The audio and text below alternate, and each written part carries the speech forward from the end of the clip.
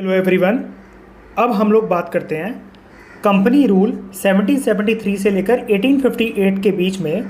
जब तक east India company का रूल इंडिया के अंदर था उस टाइम पे कौन कौन से एक्ट्स ब्रिटिश गवर्नमेंट लेकर आती है ईस्ट इंडिया कंपनी की एक्टिविटीज़ को इंडिया में कंट्रोल करने के लिए। और उसमें से सबसे पहले एक्ट जो हम देखेंगे वो देखेंगे 1773 का रेगुलेटिंग एक्ट। एक बात इंपॉर्टेंट मैं आपको यहाँ पर बता दूँ, जब हम लोग कंपनी रूल की बात करते हैं तो वो क्राउन रूल से किस तरीके से अलग है। जैसे हमने देखा 1858 में क्राउन रूल आ जाता है और वो क्राउन रूल कंटिन्यू रहता है 1947 तक। मतलब इस पीरियड के टाइम पे 1858 से लेकर 1947 के बीच में टोटल जो ईस्ट इंडिया कंपनी की एक्टिविटीज़ और जो उसके अफेयर्स थे इंडिया के अंदर उसको ब्रिटिश गवर्नमेंट ओवरटेक कर लेती है। 1858 की बात हम लोग कर रहे हैं और 1858 से ईस्ट इंडिया कंपनी की जो एक्टिविटीज़ होती है इंडिया के अंदर चल रही होती है वो कम्प्लीटली अबॉलिश कर दी जाती है ब्रिटिश गवर्नमेंट के द्वारा।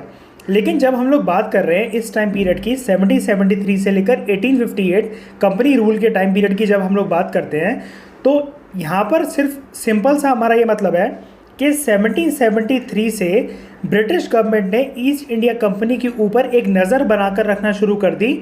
उसकी एक्टिविटीज़ को, उसके इंडिपेंडेंस को थोड़ा सा कर्व करने की कोशिश करने लगी ब्रिटिश गवर्नमेंट, या हम लोग कह सकते हैं कंट्रोल करने की कोशिश करी गई। तो समझ गए अब क्राउन रूल से कैसे अलग है। जब क्राउन रूल स्टार्ट होता है तो ईस्ट इंडिया कंपनी को टोटल तरीके से ओवरटेक कर लेती है ब्रिटिश गवर्नमेंट। लेकिन आप ये कह सकते हो कि रेगुलेटिंग एक्ट 1773 जब इंट्रोड्यूस होता है तो ये ब्रिटिश गवर्नमेंट का पहला ऐसा स्टेप था।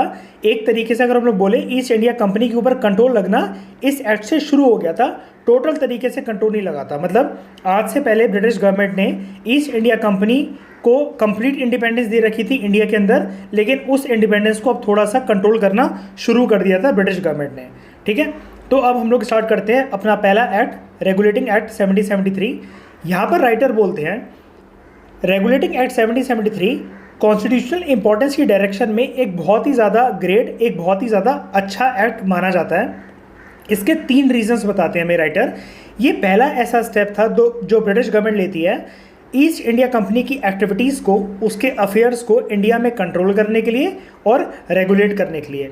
ठीक है, मतलब ये फर्स्ट स्टेप था। आज से पहले ब्रिटिश गवर्नमेंट ने ईस्ट इंडिया कंपनी को कंप्लीट इंडिपेंडेंस दे रखी थी कि आपको जो करना है इंडिया में आप करो, बस हमें एक रेवेन्यू देते रहो। तो इनके ईस्ट इंडिया कंपनी और ब्रिटिश गवर्नमेंट के बीच में, इनके बीच में एक फिक्स अमाउंट ऑफ रेवेन्यू था। वो रेवेन्यू कितना था, जैसे ये सिंबल जो मैंने बनाया है पाउंड का सिंबल है, 4 लाख पाउंड्स। ठीक है, 4 लाख पाउंड्स ब्रिटिश गवर्नमेंट जो ब्रिटिश गवर्नमेंट को मिलेंगे ईस्ट इंडिया कंपनी की तरफ से। तो कितने मिलेंगे, 4 लाख पाउंड्स हर साल annually east India company British government को देगी। तो ये पहला ऐसा स्टेप था कि ब्रिटिश गवर्नमेंट की जो नीड्स थी उसको फुलफिल नहीं कर पा रही थी ईस्ट इंडिया कंपनी। अभी हम देखेंगे उसका रीज़न देखेंगे, बैकग्राउंड देखेंगे कि क्यों ईस्ट इंडिया कंपनी ने जो ये तय हुआ था कि हर साल वो 4 लाख पाउंड जो हैं उतनी रकम ब्रिटिश गवर्नमेंट को देंगे, तो वो अब क्यों बंद हो गई थी। और ब्रिटिश गवर्नमेंट का ये पहला ऐसा स्टेप था रेगुलेटिंग एक्ट जहाँ पर ब्रिटिश गवर्नमेंट को रियलाइज़ हुआ कि हम लोग अब कंप्लीट इंडिपेंडेंस नहीं दे सकते हैं ईस्ट इंडिया कंपनी को। ईस्ट इंडिया कंपनी की एक्टिविटीज़ को हमें कंट्रोल करना ज़रूरी है, हमें रेगुलेट करना ज़रूरी है। जब हम लोग यहाँ पर अफेयर्स की बात कर रहे हैं तो एक बात और, यहाँ पर हर तरीके की एक्टिविटीज़ की बात हो रही है, चाहे वो पॉलिटिकल हो, एडमिनिस्ट्रेटिव हो, कमर्शियल हो, इकोनॉमिक हो या थोड़ा बहुत लीगल भी हो। तो अफेयर्स का मतलब यहाँ पर है एक्टिविटीज़ से। दूसरा पॉइंट, रेगुलेटिंग एक्ट 1773 में पहली बार for the first time British government ये डिसाइड करती है कि ईस्ट इंडिया कंपनी के पॉलिटिकल फंक्शंस क्या होंगे और दूसरे एडमिनिस्ट्रेटिव फंक्शंस क्या होंगे। ठीक है, आज से पहले क्योंकि ब्रिटिश गवर्नमेंट ने ईस्ट इंडिया कंपनी को कंट्रोल और रेगुलेट भी नहीं करा था तो उसके फंक्शंस ही कैसे डिसाइड होते। लेकिन अब जब कंट्रोल करना और रेगुलेट करना ईस्ट इंडिया कंपनी को स्टार्ट करा ब्रिटिश गवर्नमेंट ने, तो यहाँ पर ईस्ट इंडिया कंपनी के पॉलिटिकल फंक्शंस को भी तय करा गया और एडमिनिस्ट्रेटिव फंक्शंस को भी डिफाइन करा गया। लास्ट, इस एक्ट की वजह से एक तरीके से हम लोग कह सकते हैं इंडिया में सेंट्रल एडमिनिस्ट्रेशन ले डाउन करी जाती है। मतलब सेंट्रल एडमिनिस्ट्रेशन के बीज बोए जाते हैं बाय ब्रिटिश गवर्नमेंट। ठीक है, अब ये बात तो चलो ठीक है कि ये 3 प्रोविजंस थे, रेगुलेटिंग एक्ट में क्या बताया गया है, ये कॉन्स्टिट्यूशनल इंपॉर्टेंस की डायरेक्शन में क्यों इंपॉर्टेंट एक्ट माना जाता है, लेकिन हमें एक बैकग्राउंड जानने की ज़रूरत है जो लक्ष्मीकांत की बुक हमें नहीं बताती। बैकग्राउंड हमें क्यों जानना है? क्वेश्चन देखो, क्योंकि यहाँ पर ये उठता है कि यार ब्रिटिश गवर्नमेंट ने ईयर 1773 ही क्यों डिसाइड करा। मतलब ईस्ट इंडिया कंपनी की एक्टिविटीज़ को अगर आपको कंट्रोल ही करना था तो ईस्ट इंडिया कंपनी तो बड़े टाइम से इंडिया में ऑपरेट कर रही थी। देन बाय ईयर 1773 ओनली, इस ईयर में ऐसी क्या खास बात है? मतलब कुछ तो इस ईयर के आसपास हुआ, ऐसा हुआ होगा कि ब्रिटिश गवर्नमेंट एकदम से जागरूक हो गई, उसे एकदम से रियलाइज़ हो गया यार अब हमें तो ईस्ट इंडिया कंपनी की एक्टिविटीज़ को कंट्रोल करना है, रेगुलेट करना है, उसके पॉलिटिकल फंक्शंस को डिफाइन करना है, उसके एडमिनिस्ट्रेटिव फंक्शंस को डिफाइन करना है, हमें एक सेंट्रल एडमिनिस्ट्रेशन ले डाउन करनी है इंडिया के अंदर ताकि ईस्ट इंडिया कंपनी के रेवेन्यूज़ पे और उनकी एक्टिविटीज़ पे एक नज़र बनाई रखी जा सके। तो उस बैकग्राउंड को जानने के लिए हम एक चीज़ जानते हैं, फिर आपको ये एक्ट ज़्यादा अच्छे से समझ में आएगा। लक्ष्मीकांत की बुक में ये नहीं दे रखा है, और ताकि जैसा मैंने आप बताया था किसी भी तरह का रट्टाफिकेशन अवॉइड हो सके, आपको चीज़ों को मगअप ना करना पड़े, तो ब्रॉडर पिक्चर अगर आप ये जान लोगे तो आपको एक्ट्स के प्रोविजंस को याद करने में काफ़ी ज़्यादा आसानी होगी। तो अब हम उस पिक्चर की तरफ बढ़ते हैं। स्टोरी जानने से पहले कुछ बेसिक बातें और डिस्कस कर लेते हैं हम लोग इस एक्ट के बारे में। जैसा कि मैंने आपको बताया, ग्रेट ब्रिटेन की पार्लियामेंट के द्वारा पास किया हुआ एक एक्ट था जिससे ईस्ट इंडिया कंपनी की जो एक्टिविटीज़ थी, उनका जो रूल था इंडिया में, इस एक्ट के थ्रू उस रूल को, उनकी एक्टिविटीज़ को मैनेज करा गया। ये एक्ट ओरिजिनली पब्लिश हुआ था 1773 में, और कब पब्लिश हुआ था? जब इस एक्ट को क्राउन ने साइन कर दिया था और इसको ऑफिशियल रेटिफिकेशन मिल गई थी, मतलब रॉयल एसेंट मिल गया था 10 जून 1773 को। अब क्योंकि 1773 ईयर में इस एक्ट को रेटिफिकेशन मिली, इसलिए हम लोग इस एक्ट को बोलते हैं 1773 का एक्ट, ठीक है। उसके बाद हम लोग देखते हैं इस एक्ट का टेरिटोरियल एक्सटेंट कहाँ तक था, मतलब ये एक्ट किस किस एरियाज़ में लागू हो सकता था। तो पास तो हुआ था ये एक्ट ग्रेट ब्रिटेन से। इस एक्ट की जो टेरिटोरियल एक्सटेंट थी, ये 3 एरियाज़ तक लागू होता था ये एक्ट इंडिया के अंदर। सबसे पहला बंगाल प्रेसिडेंसी, दूसरा मद्रास प्रेसिडेंसी, तीसरा बॉम्बे प्रेसिडेंसी, ठीक है। तो बंगाल, मद्रास और बॉम्बे प्रेसिडेंसी के अंदर ये एक्ट का टेरिटोरियल एक्सटेंट था, मतलब इन 3 एरियाज़ के अंदर ये एक्ट लागू होता था, इसके प्रोविजंस लागू होते थे। ये एक्ट इंट्रोड्यूस किसने करा? ब्रिटेन के, देखो उस टाइम पे प्राइम मिनिस्टर थे एक, जिनका नाम था फ्रीडरिक नॉर्थ, या आप इनको लॉर्ड नॉर्थ भी कहो। तो यही वो पर्सन थे जिन्होंने 1773 का रेगुलेटिंग एक्ट इंट्रोड्यूस करा 18 मई 1773 को, ठीक है। तो यहाँ पर इन्होंने इंट्रोड्यूस करा और क्राउन इनको इस डेट पे साइन कर देता है और रेगुलेटिंग एक्ट 1773 इमर्ज होकर आता है। तो जैसा कि मैंने आपको बताया, देखो यहाँ पर लिखा हुआ है, ये जो फ्रीडरिक नॉर्थ थे, या जिनको आप अगर आप लॉर्ड नॉर्थ कहो, तो ये ग्रेट ब्रिटेन के प्राइम मिनिस्टर थे 1770 से लेकर 1782 के टाइम पीरियड के बीच में। और इनके साथ एक बहुत बड़ी अचीवमेंट जुड़ी हुई है। वो क्या है? जब अमेरिकन वॉर ऑफ इंडिपेंडेंस चल रहा था तो यही वो पर्सन थे जो ग्रेट ब्रिटेन को लीड कर रहे थे, ठीक है। अमेरिकन वॉर ऑफ इंडिपेंडेंस के टाइम पे फ्रीडरिक नॉर्थ ग्रेट ब्रिटेन को लीड कर रहे थे। तो स्क्रीन पे ये जो आपको दिख रहे हैं, यही है वो पर्सन, ग्रेट ब्रिटेन के प्राइम मिनिस्टर, जिन्होंने रेगुलेटिंग एक्ट 1773 को इंट्रोड्यूस करा था ब्रिटिश पार्लियामेंट में, ठीक है। इस एक्ट का नाम रेगुलेटिंग एक्ट 1773 बाद में आया। पहले इस एक्ट का नाम था ईस्ट इंडिया कंपनी एक्ट 1772, देखो यहाँ पर लिखा हुआ है। और 1772 का जो ये ईस्ट इंडिया कंपनी एक्ट था, जब इसको क्राउन, मतलब ब्रिटिश मोनार्की, उस टाइम पे जो किंग या क्वीन थे, जब उन्होंने साइन करा, तो रॉयल एसेंट मिलने के बाद इस एक्ट का नाम आता है रेगुलेटिंग एक्ट ऑफ 1773। पूरा नाम इस एक्ट का था an act for establishing certain regulations for the better management of the affairs of the East India Company as well in India as in Europe, ठीक है। ये इस एक्ट का पूरा नाम था, long title of the regulating act 1773। अब हम लोग अपने क्वेश्चन की तरफ वापस आते हैं कि ऐसा क्या हो गया 1773 में कि ब्रिटिश गवर्नमेंट को एकदम से रियलाइज़ हुआ कि हमें ईस्ट इंडिया कंपनी की एक्टिविटीज़ जो हैं इंडिया के अंदर, उसको कंट्रोल करना ज़रूरी है। तो देखो इसके पीछे कुछ इंपॉर्टेंट रीजंस थे। 1773 तक आते आते ईस्ट इंडिया कंपनी की जो फाइनेंशियल सिचुएशंस थी वो काफ़ी ज़्यादा ख़राब हो चुकी थी। ईस्ट इंडिया कंपनी के जो फाइनेंसेस थे वो बहुत कम हो गए थे, उसकी फाइनेंशियल सिचुएशन बहुत ज़्यादा ख़राब हो गई थी। ठीक है, अब आपके दिमाग में क्वेश्चन ज़रूर आया होगा कि यार ये एक प्राइवेट कंपनी थी, हम लोग जानते हैं ईस्ट इंडिया कंपनी एक प्राइवेट कंपनी थी, तो ब्रिटिश गवर्नमेंट या अगर हम लोग बात करें ग्रेट ब्रिटेन में तो ऐसी बड़ी सारी प्राइवेट कंपनियां होंगी जो बहुत ज़्यादा लॉस में चल रही होंगी, तो ब्रिटिश गवर्नमेंट इसकी जिम्मेदारी क्यों उठा रही है? मतलब ईस्ट इंडिया कंपनी की ही जिम्मेदारी क्यों उठा रही है? एक प्राइवेट कंपनी की फाइनेंशियल सिचुएशन ख़राब हो चाहे अच्छी हो, ब्रिटिश गवर्नमेंट को इससे क्या लेना देना? देखो लेना देना है। कैसे? ये एक प्राइवेट कंपनी तो थी, लेकिन इस कंपनी के साथ बड़े सारे रीजन जुड़े हुए थे जिसकी वजह से ब्रिटिश गवर्नमेंट ये डिसाइड करती है कि इस कंपनी की फाइनेंशियल सिचुएशन को हमें इम्प्रूव करना ज़रूरी है। अब वो क्या रीजंस थे? बहुत सारे इन्फ्लुएंशियल पीपल जो ग्रेट ब्रिटेन के थे वो इस कंपनी में शेयर होल्डर थे, एक तो रीज़न ये। दूसरा, हमने ये डिस्कस करा था कि ईस्ट इंडिया कंपनी ने जब वो डच पावर को, फ्रेंच पावर को, अलग अलग जो पावर्स थी जो ईस्ट इंडीज़ और चाइना रीजन्स में अपना ट्रेड करती थी, उन पावर्स को वहाँ से भगाने के बाद वर्ल्ड का ऑलमोस्ट 50% जो इंडियन ओशन के अंदर जो ट्रेड होता था स्पाइसेस का, मसालों का, वो ईस्ट इंडिया कंपनी ने अपने हाथों में ले लिया था।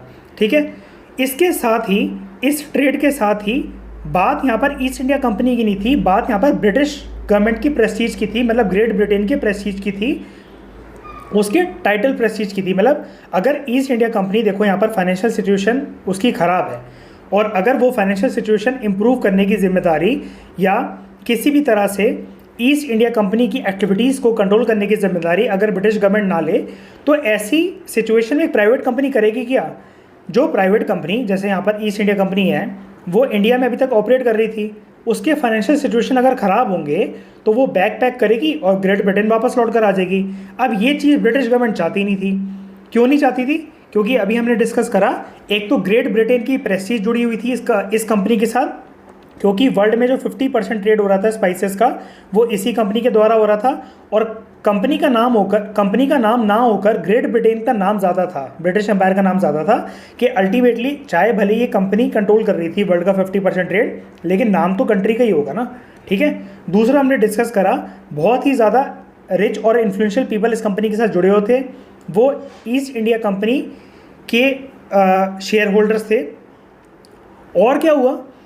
और देखो क्या हुआ कि जैसा मैंने आपको बताया कि 1773 में ब्रिटिश गवर्नमेंट ने ईस्ट इंडिया कंपनी की जो सिचुएशन थी उसकी एक्टिविटीज़ के ऊपर कंट्रोल करना शुरू करा। उसका एक सबसे बड़ा रीज़न ये था, अभी हमने थोड़ी देर पहले डिस्कस करा था, कि ब्रिटिश गवर्नमेंट को ईस्ट इंडिया कंपनी ने प्रॉमिस करा था कि आप हमारा जो लाइसेंस है इंडिया में ऑपरेट करने का उसको कंटिन्यू रखो, बदले में हम आपको हर साल on an annual basis we will give you 4 lakh pounds, हर साल हम आपको 4 लाख पाउंड देने का वादा करते हैं, आप हमारा बस लाइसेंस कंटिन्यू करते रहो।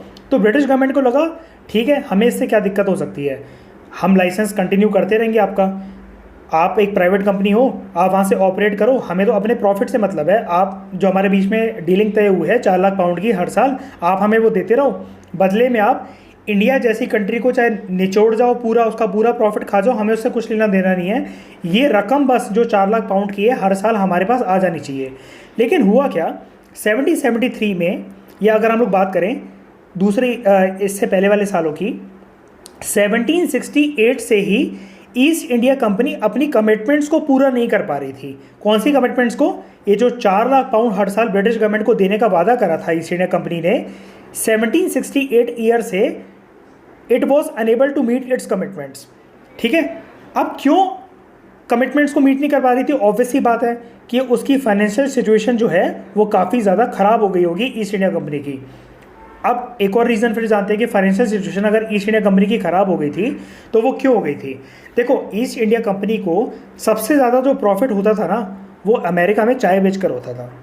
अमेरिका में टी सेल से चाय को बेचकर सबसे ज़्यादा प्रॉफिट होता था ईस्ट इंडिया कंपनी को।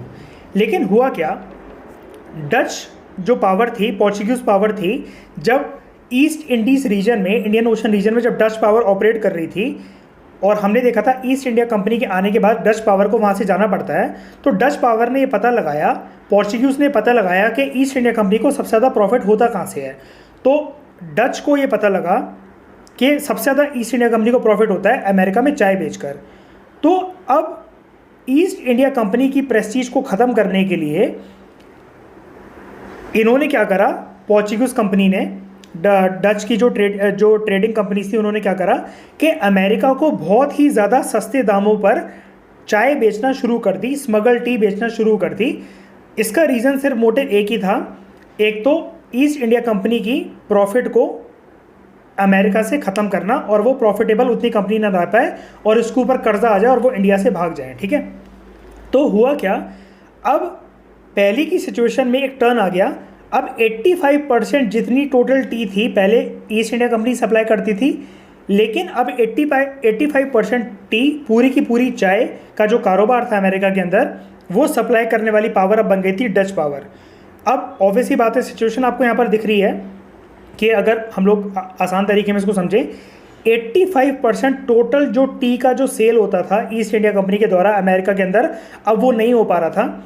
और जब सेल नहीं हो पा रही थी तो प्रॉफिट नहीं आ पा रहा था, प्रॉफिट नहीं आ पा रहा था तो ये लोग अपनी जो कमिटमेंट थी 4 लाख पाउंड की, उसे पूरा कैसे करते। ठीक है, दूसरी बात क्या थी कि बैंक ऑफ इंग्लैंड में ईस्ट इंडिया कंपनी का काफ़ी ज़्यादा कर्ज भी आ गया था, क्योंकि जब वो लोग 4 लाख पाउंड ही नहीं दे पा रहे हैं और उनकी इतनी सारी जो टी की जो सेल्स है, या अगर हम लोग कहें जो टी है वो पड़ी हुई है बेकार, तो उन्होंने कर्जा लेना स्टार्ट करा अपने आप को रिकवर करने के लिए बैंक ऑफ इंग्लैंड से। लेकिन जब आपकी सेल ही नहीं हो रही है तो आप प्रॉफिट अलॉन्ग विद इंटरेस्ट इस बैंक को दोगे कैसे। तो इसके देखते देखते एक आपको फैक्ट दिखाता हूँ मैं ये, जिसकी वजह से आपको पता लगेगा कि ईस्ट इंडिया कंपनी की जो हालात थे वो कितने ज़्यादा ख़राब हो गए थे। लगभग 6.8 मिलियन केजी की जो चाय थी वो ब्रिटिश वेयर हाउसेस में, मतलब ब्रिटेन के गोदामों में पड़े पड़े वो ख़राब हो रही थी, वो सड़ रही थी, क्योंकि अब इनकी जो सेल होनी थी टी की अमेरिका में, अब वो तो हो ही नहीं पा रही थी। तो वो जो टी थी, वो जो चाय थी, ब्रिटिश वेयर हाउसेस में, ब्रिटेन के गोडाउंस में, उनके गोदामों में जमा होने लगी और एक एस्टिमेट के according around 6.8 million KG of T was rotting, मतलब वो सड़ रही थी अमेरिका की गोदामों में पड़ी हुई। अब होता क्या है, ब्रिटिश गवर्नमेंट इतनी सारी सिचुएशन को देखते हुए ये समझ जाती है कि ईस्ट इंडिया कंपनी में कुछ तो गड़बड़ी है, और वो गड़बड़ी उनको नज़र कैसे आई, ये चीज़ आप ध्यान से सुनना। ब्रिटिश गवर्नमेंट को ये समझ में आ जाता है कि ईस्ट इंडिया कंपनी के जितने भी ऑफिशियल्स थे जो रिटायर होकर या तो ब्रिटेन लौट रहे थे या वैसे ही ब्रिटिश एम्पायर जब वो लौट रहे थे, वो बहुत ही ज़्यादा रिच बनकर लौट रहे थे, बहुत ही ज़्यादा अमीर बनकर लौट रहे थे। ठीक है, लेकिन ये कंपनी की फाइनेंशियल सिचुएशन जब हम देखते हैं तो ये तो हमें 4 लाख पाउंड भी नहीं दे पा रहे हैं जैसा वादे के अकॉर्डिंग तय हुआ था। बैंक ऑफ इंग्लैंड में इनका इतना ज़्यादा कर्जा है, ब्रिटिश के गोदामों में इनकी लगभग 8.8 मिलियन जो केजी की चाय है वो बेकार पड़ी हुई है। तो ब्रिटिश गवर्नमेंट ये समझ गई थी कि ईस्ट इंडिया कंपनी में सबसे बड़ा जो फैक्टर है वो है करप्शन का फैक्टर। मतलब ईस्ट इंडिया कंपनी के जो ऑफिशियल्स हैं, जो ऑफिसर्स हैं, वो लोग बहुत ज़्यादा करप्शन करते हैं और उनके करप्शन के चलते वो पर्सनली एज अ इंडिविजुअल तो बहुत ज़्यादा अमीर बनते चले जा रहे हैं। ठीक है, लेकिन ईस्ट इंडिया कंपनी की बैंड बज गई है। अब जैसा कि मैंने आपको बताया, ब्रिटिश गवर्नमेंट किसी भी हालत में ये नहीं चाहती थी कि ईस्ट इंडिया कंपनी अपना सामान पैक करे because of its weak financial condition और वो वापस ब्रिटेन लौटा है, क्योंकि इससे ब्रिटिश एम्पायर की जो प्रेस्टीज है वो काफ़ी ज़्यादा कम हो जाएगी, उसकी रेपुटेशन के ऊपर एक धब्बा लग जाएगा। तो रेगुलेटिंग एक्ट 1773 पास करा गया ब्रिटिश गवर्नमेंट के द्वारा, लेकिन इसके साथ एक और एक्ट पास करा गया, टी एक्ट 1773। ठीक है, टी एक्ट 1773 और रेगुलेटिंग एक्ट 1773 ये दोनों एक्ट साथ में पास हुए थे। ठीक है, टी एक्ट 1773 और रेगुलेटिंग एक्ट 1773 दोनों एक्ट ये साथ में पास हुए थे। इस टी एक्ट का पर्पज़ क्या था, जैसा कि मैंने आपको बताया, इतनी ज़्यादा मिलियन ऑफ केजीज जो थी वो ब्रिटिश के गोदामों में पड़ी पड़ी सड़ रही थी, और कुछ, ये तो सिर्फ ब्रिटेन की बात हो गई, कुछ जो इनकी चाय थी वो अमेरिका के भी कई इंडिया के भी कई सारे वेयर हाउसेज में गोदामों में पड़ी हुई सड़ रही होगी। तो टी एक्ट 1773 को लाने का पर्पज़ ये था कि चलो ठीक है, मान लिया आप अमेरिका में अभी तक अपनी चाय बेचते थे, वो नहीं बेच पा रहे हो, किसी और कंट्री में बेचकर कुछ तो प्रॉफिट कमा लो। सपोज़ करो आप अमेरिका में 1 किलो चाय ₹100 के हिसाब से बेचते थे।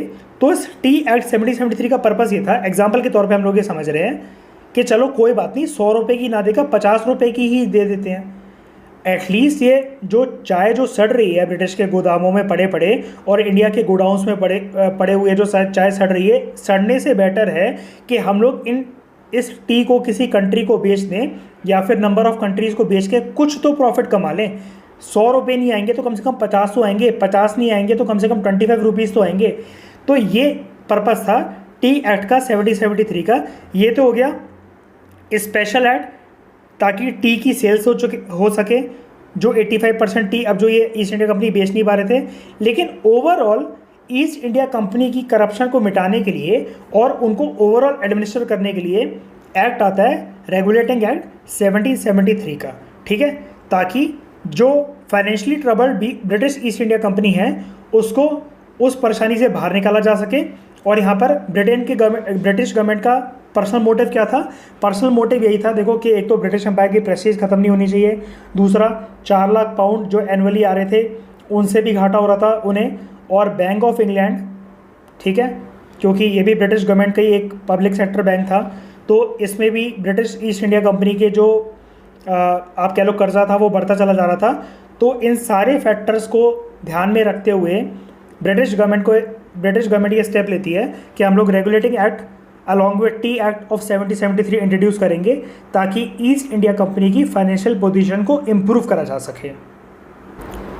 तो इस तरीके से हमने समझा कि किन कंडीशंस में रेगुलेटिंग एक्ट 1773 आता है और क्यों 1773 ही ईयर ये चुना गया ब्रिटिश गवर्नमेंट के द्वारा कि वो लोग ईस्ट इंडिया कंपनी की एक्टिविटीज़ को इस टाइम पे रेगुलेट करेंगे, कंट्रोल करेंगे, और क्यों ऐसा बोला जाता है कि it was the first step for the first time जहाँ पर कंपनी के पॉलिटिकल और एडमिनिस्ट्रेटिव फंक्शंस को कंट्रोल करना ज़रूरी था, क्योंकि हमने देखा ब्रिटिश ईस्ट इंडिया कंपनी की फाइनेंशियल सिचुएशन बहुत ज़्यादा ख़राब थी और हमने उसके रीजंस भी डिस्कस करे। अब आपको ये वाला पैराग्राफ आराम से समझ में आ जाएगा, ठीक है। नेक्स्ट जो हमें 1773 रेगुलेटिंग एक्ट के बारे में बात करनी है, वो हमें बात करनी है इस एक्ट के फीचर्स के बारे में, ठीक है। इस चैप्टर में आप लोग बस एक चीज़ ध्यान रखना, जितने भी एक्ट्स आएंगे उन एक्ट्स के जितने भी फीचर्स हों, प्रोविजंस हों, आपको उनको बहुत ध्यान से सुनना है और उसके पीछे हम लोग पूरी कोशिश करेंगे, जैसे 1773 का रेगुलेटिंग एक्ट के पीछे हमने बैकग्राउंड जाना, ऐसे हर एक्ट के पीछे कुछ ना कुछ थोड़ी सी स्टोरी जानेंगे, लेकिन ज़्यादा डिटेल में नहीं जानेंगे, क्योंकि मैंने आपको बताया था ये मॉडर्न इंडियन हिस्ट्री का लेक्चर ज़्यादा बन जाएगा फिर इंडियन पॉलिटिकल लेक्चर ना रहकर। तो आप सारी की सारी प्रोविजंस बहुत अच्छे से सुनना, एक्ट्स के सारे फीचर्स को बहुत अच्छे से याद करना। हर साल यूपीएससी में 2 से 3 क्वेश्चंस इस चैप्टर में से इन एक्ट से जुड़े, इनकी प्रोविजन से जुड़े आते ही आते हैं, ठीक है। तो अब हम लोग डिस्कस करेंगे features of regulating act of 1773।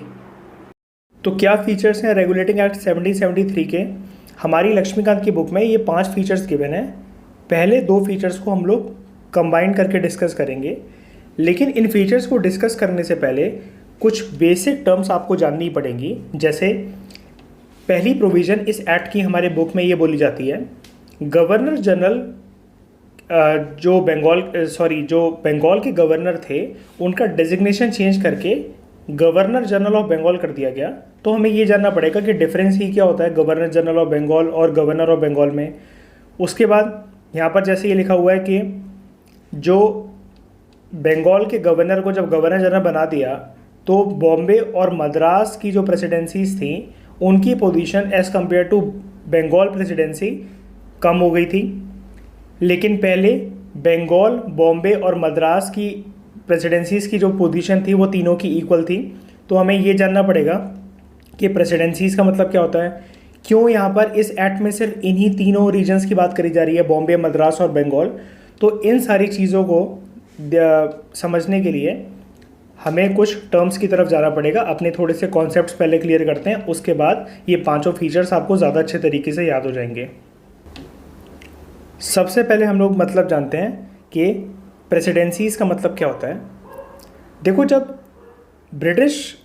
India में आए Britishers in the form of East India company, या जब तक वो टोटल यहाँ पर उनका जो टेन्योर रहा 1612 से लेकर 1947 के बीच में, तो ब्रिटिशर्स ने बड़े सारे एडमिनिस्ट्रेटिव डिवीजन सेटअप करे इंडिया के अंदर, ताकि वो इंडिया की गवर्नेंस को इफेक्टिवली, एफिशिएंटली और स्मूथली चला सकें। ठीक है, मैं रिपीट करता हूँ, 1612 से लेकर 1947 के बीच में जब अंग्रेज़ यहाँ पर आते हैं, इनका जो पूरा टेन्योर रहा है इतना इंडिया में रहने का, उस बीच में इंडिया में अपनी गवर्नेंस को स्मूथली कंडक्ट करने के लिए ब्रिटिशर्स बड़े सारे एडमिनिस्ट्रेटिव डिविजन्स बनाते हैं।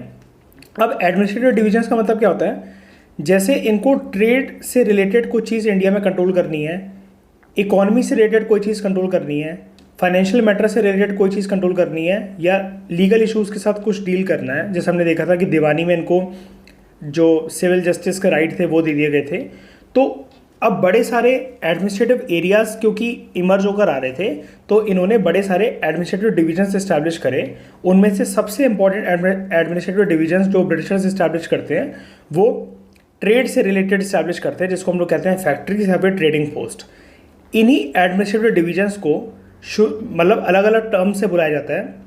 शुरू में जैसे आप ये मान लो कि जब ये 1612 में इन्होंने एंट्री ली इंडिया के अंदर, तो इन एडमिनिस्ट्रेटिव डिविजन्स को या फैक्ट्रीज़ का हो, अगर आप इनको, या ट्रेडिंग पोस्ट का हो, तो शुरू में इनका नाम था प्रेसिडेंसी टाउन्स। धीरे धीरे जैसे टाइम बीतता है तो फिर इन प्रेसिडेंसी टाउन्स का नाम चेंज होकर हो जाता है प्रेसिडेंसीज ऑफ ब्रिटिश इंडिया। फिर और थोड़े टाइम के बाद प्रेसिडेंसीज ऑफ ब्रिटिश इंडिया का नाम चेंज होकर हो जाता है प्रोविंसेस ऑफ इंडिया। तो समझ गए आप, कोई डिफरेंस नहीं है, तीनों एक ही चीज़ है, बस टाइम की बात है कि शुरू में इनको प्रेसिडेंसीज टाउन कहा जाता था, बाद में प्रोविंसेस ऑफ ब्रिटिश इंडिया, और फिर फाइनली प्रोविंसेस ऑफ इंडिया। और अगर हम लोग बोलें कि ब्रिटिश इंडिया क्या होता है, तो British India is equal to all the presidencies towns, या फिर बाद में अगर आप कहो ऑल द प्रेसिडेंसीज या फिर all the provinces of India, जो ब्रिटिशर्स यहाँ पर either in the form of East India Company और in the form of British government यहाँ पर कंट्रोल कर रहे थे। ठीक है, तो इसी को कहा जाता है ब्रिटिश इंडिया। जितने प्रेसिडेंसी टाउन्स सारे के सारे जो अंग्रेज़ यहाँ पर कंट्रोल कर रहे थे और जो उनके एडमिनिस्ट्रेटिव मेजर्स के अंदर आते थे, उन सारे प्रेसिडेंसी टाउन्स, उन सारे एरियाज़ को जो अंग्रेज़ डायरेक्टली या इनडायरेक्टली कंट्रोल कर रहे थे, वो सारे मिलकर बनाते थे ब्रिटिश इंडिया। ठीक है, ये तो हमने जाना कि प्रेसिडेंसीज का मतलब क्या होता है। अब ब्रिटिशर्स ने जो प्रेसिडेंसी टाउन्स इस्टेब्लिश करे उनको 3 फेजेस में डिवाइड करा जाता है। 1612 से लेकर 1757 के बीच में ईस्ट इंडिया कंपनी बड़ी सारी फैक्ट्रीज, या अगर आप कहो ट्रेडिंग पोस्ट इस्टेब्लिश करते हैं इंडिया में काफ़ी सारे लोकेशंस के ऊपर, लेकिन मोस्टली उनका ये एम होता था कि वो फैक्ट्री इस्टेब्लिश करें कोस्टल रीजन्स में। कोस्टल रीजन्स में क्यों? क्योंकि अगर जैसे सपोज करो ये इंडिया का कोस्ट है, यहाँ पर बे ऑफ बंगाल है और यहाँ पर अरेबियन सी है, तो अगर ये कोस्ट एरियाज़ में अगर ये अपनी फैक्ट्री इस्टेब्लिश करेंगे तो इस रीजन से वर्ल्ड में ट्रेड करना काफ़ी ज़्यादा आसान हो जाएगा।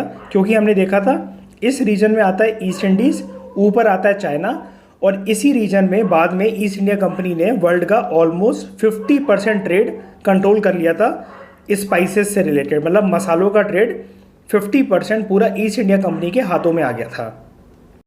ईस्ट इंडिया कंपनी को परमिशन देता कौन था इस तरीके के फैक्ट्रीज या फिर ट्रेडिंग पोस्ट इस्टेब्लिश करने के लिए? तो वो लोग परमिशन लेते थे मुग़ल एम्परर्स से या तो लोकल रूलर्स से। ठीक है, जैसे जब वो इंडिया में आते हैं तो फर्स्ट टाइम सूरत में फैक्ट्री इस्टेब्लिश करने के लिए जो मुग़ल एम्परर थे जहांगीर, उन्होंने सबसे पहले ईस्ट इंडिया कंपनी को परमिशन दी थी। और इसी तरीके से जब फ्यूचर में 1612 से लेकर 1507 के बीच में वेरियस मुग़ल एम्परर्स जो आते हैं, या फिर एक पर्टिकुलर रीजन के जो लोकल रूलर्स हैं, जैसे बंगाल के कोई नवाब होंगे, तो उन्होंने परमिशन दे दी थी ईस्ट इंडिया कंपनी को, परमिट जारी कर दिया था, एक फरमान दे दिया था कि आप यहाँ पर फैक्ट्रीज या फिर ट्रेडिंग पोस्ट इस्टेब्लिश कर सकते हो।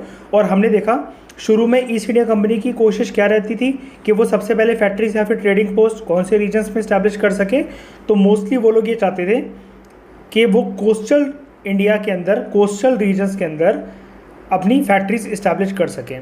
अब देखो होता क्या है, 1612 से लेकर 1757 के बीच में बड़े सारे ऐसी फैक्ट्रीज और trading post east India Company के द्वारा इस्टेब्लिश करी जाती हैं अलग अलग रीजन्स में। Middle of the 18th century तक आते आते इन फैक्ट्रीज और ट्रेडिंग पोस्ट में से 3 फेमस प्रेसिडेंसी टाउन्स, या फिर आप ऐसा कह सकते हो कि सबसे ज़्यादा 3 प्रॉस्परस फैक्ट्रीज या ट्रेडिंग पोर्ट्स इमर्ज होकर आते हैं इंडिया के अंदर by the middle of the 18th century. तो उनमें से पहला था मद्रास, दूसरा बॉम्बे और तीसरा कलकत्ता।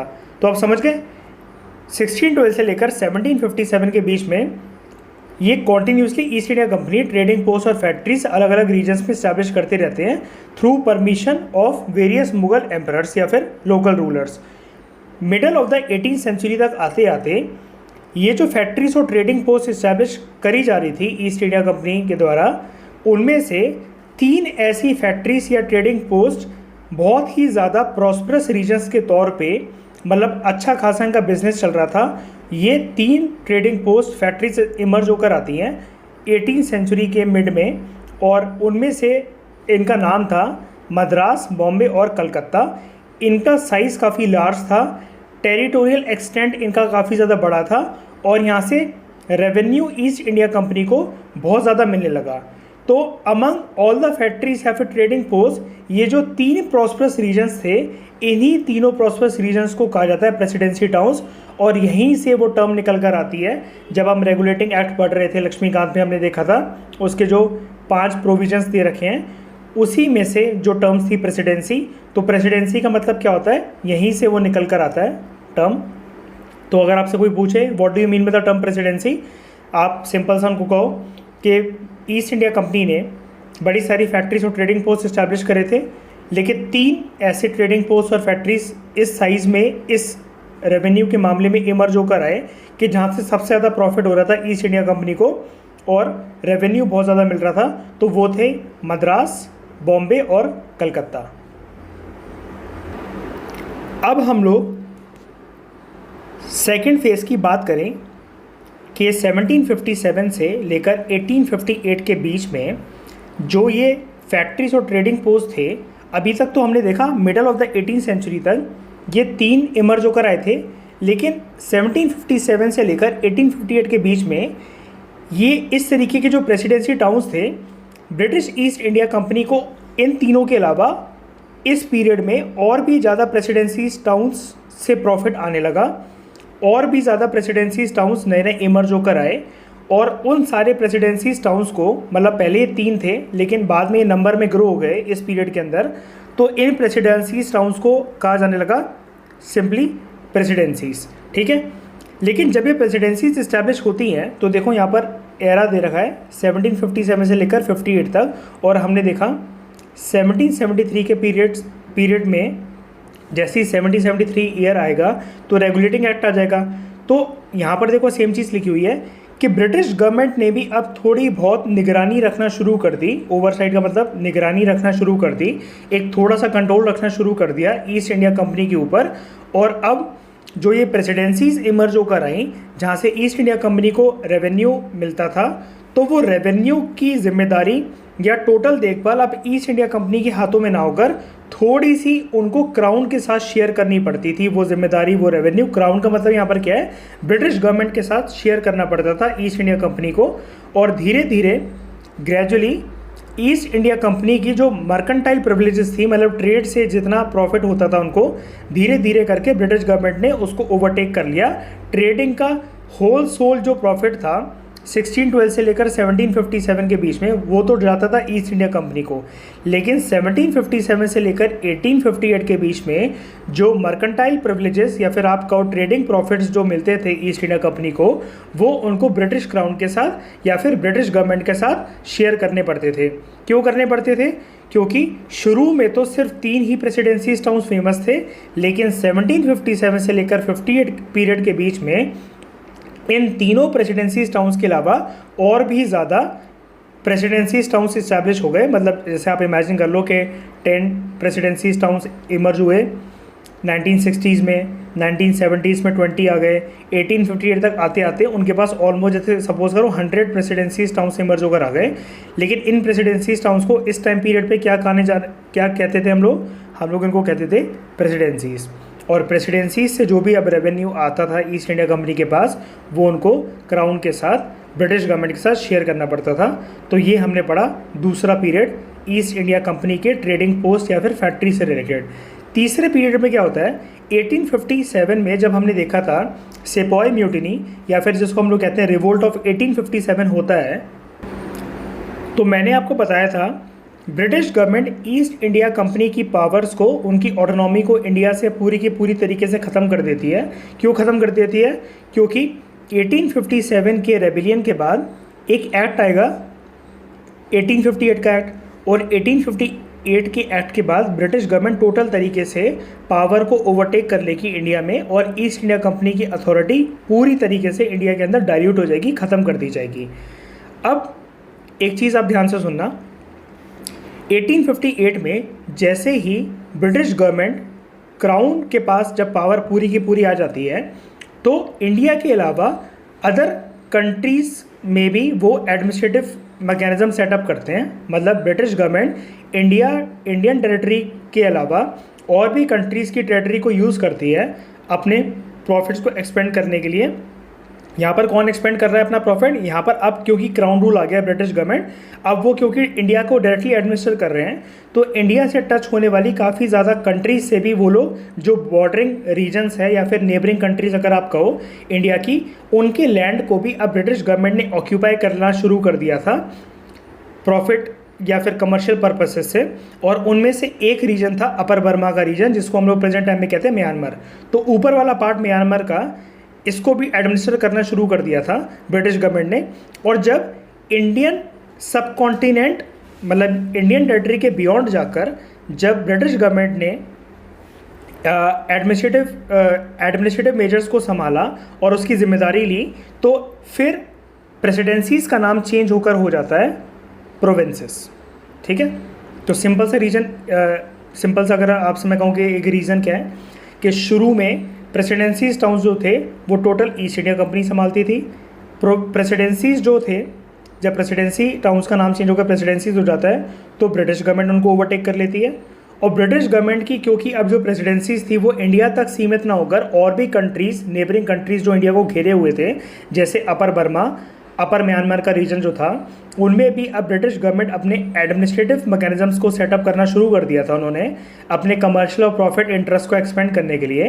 तो अब प्रेसिडेंसीज का नाम प्रेसिडेंसीज ना होकर क्या हो गया, प्रोविंसेस हो गया। ठीक है, खैर ये तो मॉडर्न इंडियन हिस्ट्री का कंसेप्ट है, लेकिन क्योंकि यहाँ पर दे रखा था तो हमने डिस्कस कर लिया।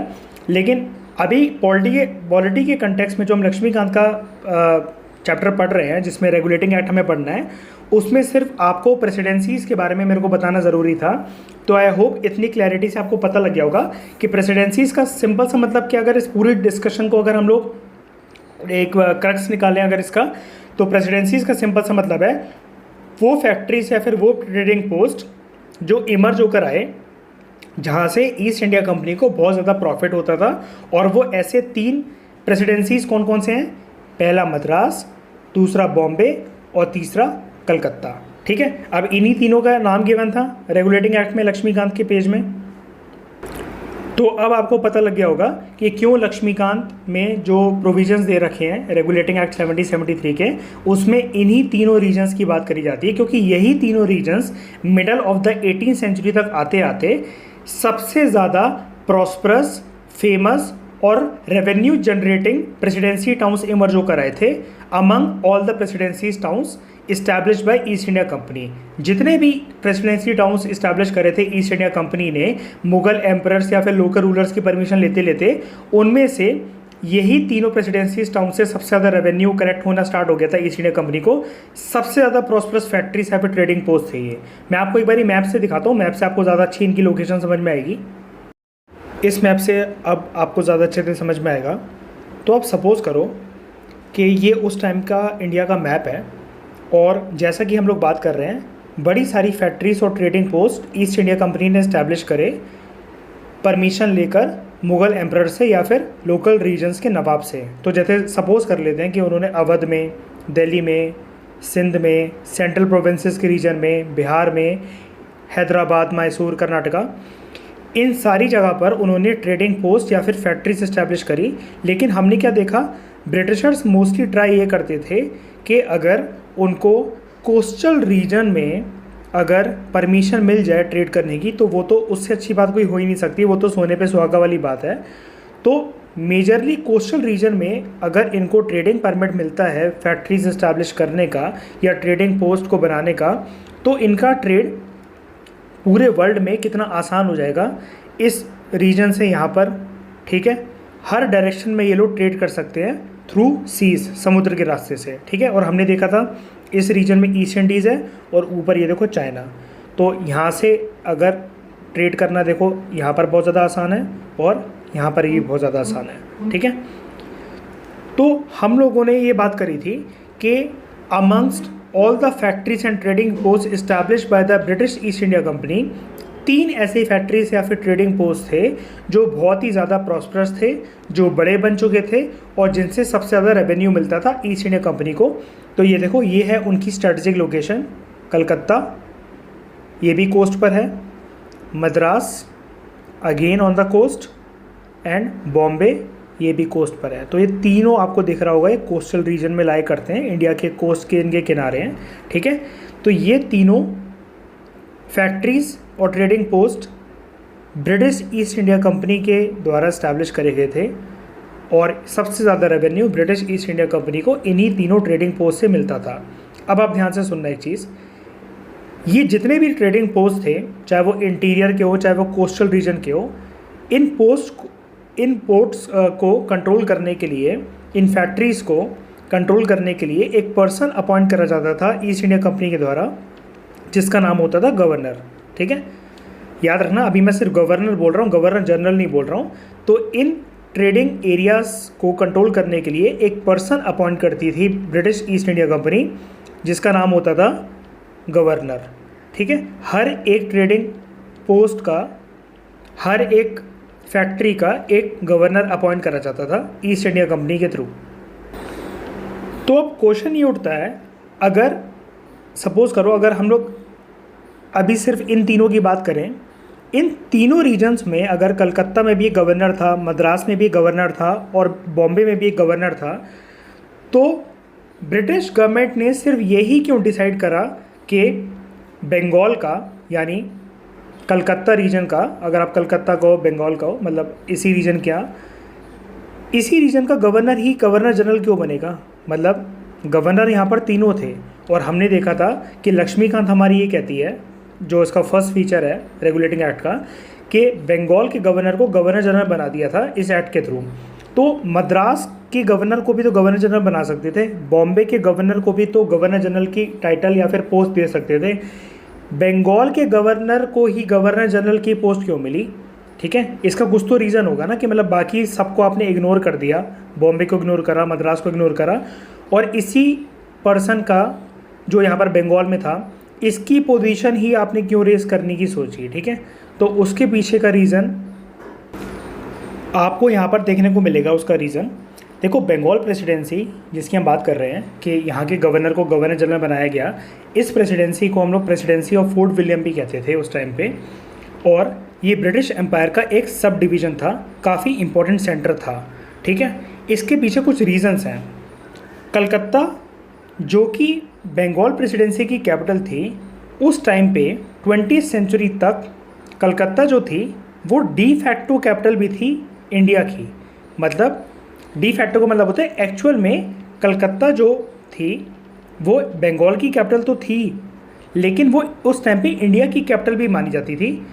और अब जब कलकत्ता एक कैपिटल मानी जा रही है इंडिया की, तो यहाँ पर कोई अगर पर्सन है, कोई अथॉरिटी अगर अपॉइंटेड है, तो उस पर्सन की पोजीशन भी तो काफ़ी ज़्यादा इंपॉर्टेंट होगी। तो बंगाल के गवर्नर को उस टाइम पे इक्वल माना जाता था as the viceroy of India. मतलब उस टाइम पे बंगाल के गवर्नर को ट्रीट करा जाता था as if he is viceroy of India. मतलब पूरे इंडिया को चलाने वाला सबसे इम्पॉर्टेंट पर्सन अगर कोई किसी रीजन में बैठता था तो वो बंगाल के गवर्नर को माना जाता था। और बंगाल की कैपिटल थी कलकत्ता, लेकिन कलकत्ता उस टाइम पे एक्चुअल में इंडिया की कैपिटल भी थी 20वीं सेंचुरी तक।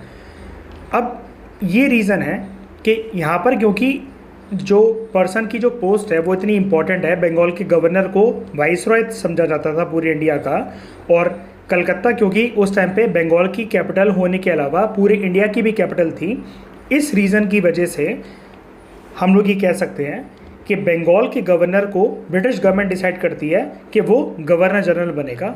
ठीक है, अब जब हम लोग बात कर रहे हैं कि बंगाल का कोई गवर्नर था जिसकी पोजीशन इतनी इम्पोर्टेंट थी कि उसको इंडिया का वाइसरॉय समझा जाता था, तो हम लोग ये भी देख लेते हैं कि फर्स्ट गवर्नर थे कौन बंगाल के।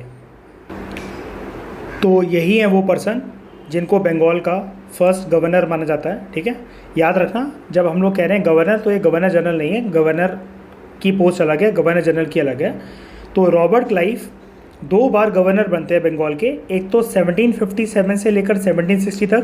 पहली बार इनको कब गवर्नर बनाया जाता है बंगाल का? इन्होंने बैटल ऑफ प्लासी लड़ा था जब, तो उसके बाद ये माना जाता है कि बैटल ऑफ प्लासी के बाद ब्रिटिश रूल इंडिया में इस्टेब्लिश होना शुरू हुआ था क्लाइव एडमिनिस्ट्रेशन के अंडर। मतलब रॉबर्ट क्लाइव के एडमिनिस्ट्रेशन के अंदर ब्रिटिश रूल ऑफिशियली इनके बैटल ऑफ प्लासी जीतने के बाद स्टार्ट हो गया था इंडिया में। दूसरी बार 1765 से लेकर 1767 के बीच में जब ये बंगाल के गवर्नर बनते हैं, तो वो कब बनाया जाता है इन्हें? वो बनाया जाता है बैटल ऑफ बक्सर लड़ते हैं जब ये, और उसकी वजह से हमने देखा था ईस्ट इंडिया कंपनी को दीवानी मिल जाती है, right to collect revenue and civil justice over Bengal, Bihar and Orissa, और ट्रीटी ऑफ इलाहाबाद को साइन करने वाले भी यही थे। तो देखो 2 इंपॉर्टेंट बैटल्स इन्होंने लड़ी, और इन्हीं दोनों बैटल्स को लड़ने के साथ हम लोग कहते हैं कि ब्रिटिश रूल इंडिया में इस्टेब्लिश करने में मिस्टर रॉबर्ट क्लाइव ने काफ़ी ज़्यादा इम्पॉर्टेंट रोल निभाया। और इनके बारे में जानते हैं थोड़ा सा हम। इनको फाउंडर माना जाता है ब्रिटिश इंडियन एम्पायर का। क्यों? क्योंकि ये देखा हमने दोनों वॉर्स इन्होंने जीती ब्रिटिशर्स की साइड से। ये एक सिविल सर्वेंट भी रह चुके थे, ये मिलिट्री हेड थे ब्रिटिश गवर्नमेंट की साइड से इंडिया के अंदर। ये फर्स्ट गवर्नर थे बंगाल के फॉर ईस्ट इंडिया कंपनी। इन्होंने ब्रिटिशर्स को जीत दिलवाई थी सेकेंड कार्नेटिक वॉर के अंदर। कैसे? आरकोट को घेर कर। ठीक है, आरकोट को इन्होंने घेर लिया था और उसके घेरने की वजह से ब्रिटिशर्स जीत गए थे सेकेंड कार्नेटिक वॉर। और उनके बारे में क्या है, जब बैटल ऑफ बक्सर ये जीत गए थे और ईस्ट इंडिया कंपनी को दीवानी मिल गई थी, मतलब रेवेन्यू कलेक्ट करने का और सिविल जस्टिस को देखने का बंगाल, बिहार और उड़ीसा में राइट मिल गया था अंडर ट्रीटी ऑफ इलाहाबाद। तो उसके बाद रॉबर्ट क्लाइव ने बंगाल के अंदर डुअल एडमिनिस्ट्रेशन स्टार्ट करा 1765 से लेकर 1772 टाइम पीरियड के बीच में। डुअल एडमिनिस्ट्रेशन मतलब डबल एडमिनिस्ट्रेशन, 2 लोग बंगाल को एडमिनिस्टर करने का काम कर रहे हैं। पहले कौन? पहले तो खुद ईस्ट इंडिया कंपनी वाले। ठीक है, कंपनी मतलब यहाँ पर ईस्ट इंडिया कंपनी वाले। कैसे? दीवानी जुरिस्डिक्शन को देखेगी ईस्ट इंडिया कंपनी। और क्यों देखेगी ईस्ट इंडिया कंपनी दीवानी जुरिस्डिक्शन को?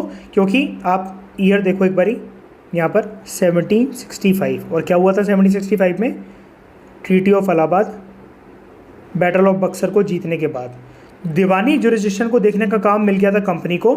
और अब क्योंकि बंगाल में सिर्फ नवाब जो बचा था, अब उसके पास ना तो रेवेन्यू कलेक्टिंग पावर थी, ना सिविल जस्टिस को एडमिनिस्टर करने की पावर थी, तो नवाब सिर्फ अब टेरिटोरियल जुरिस्डिक्शन को ही संभाल सकता था। मतलब टेरिटरी की देखभाल, निगरानी करना ही अब सिर्फ नवाब का काम रह गया था।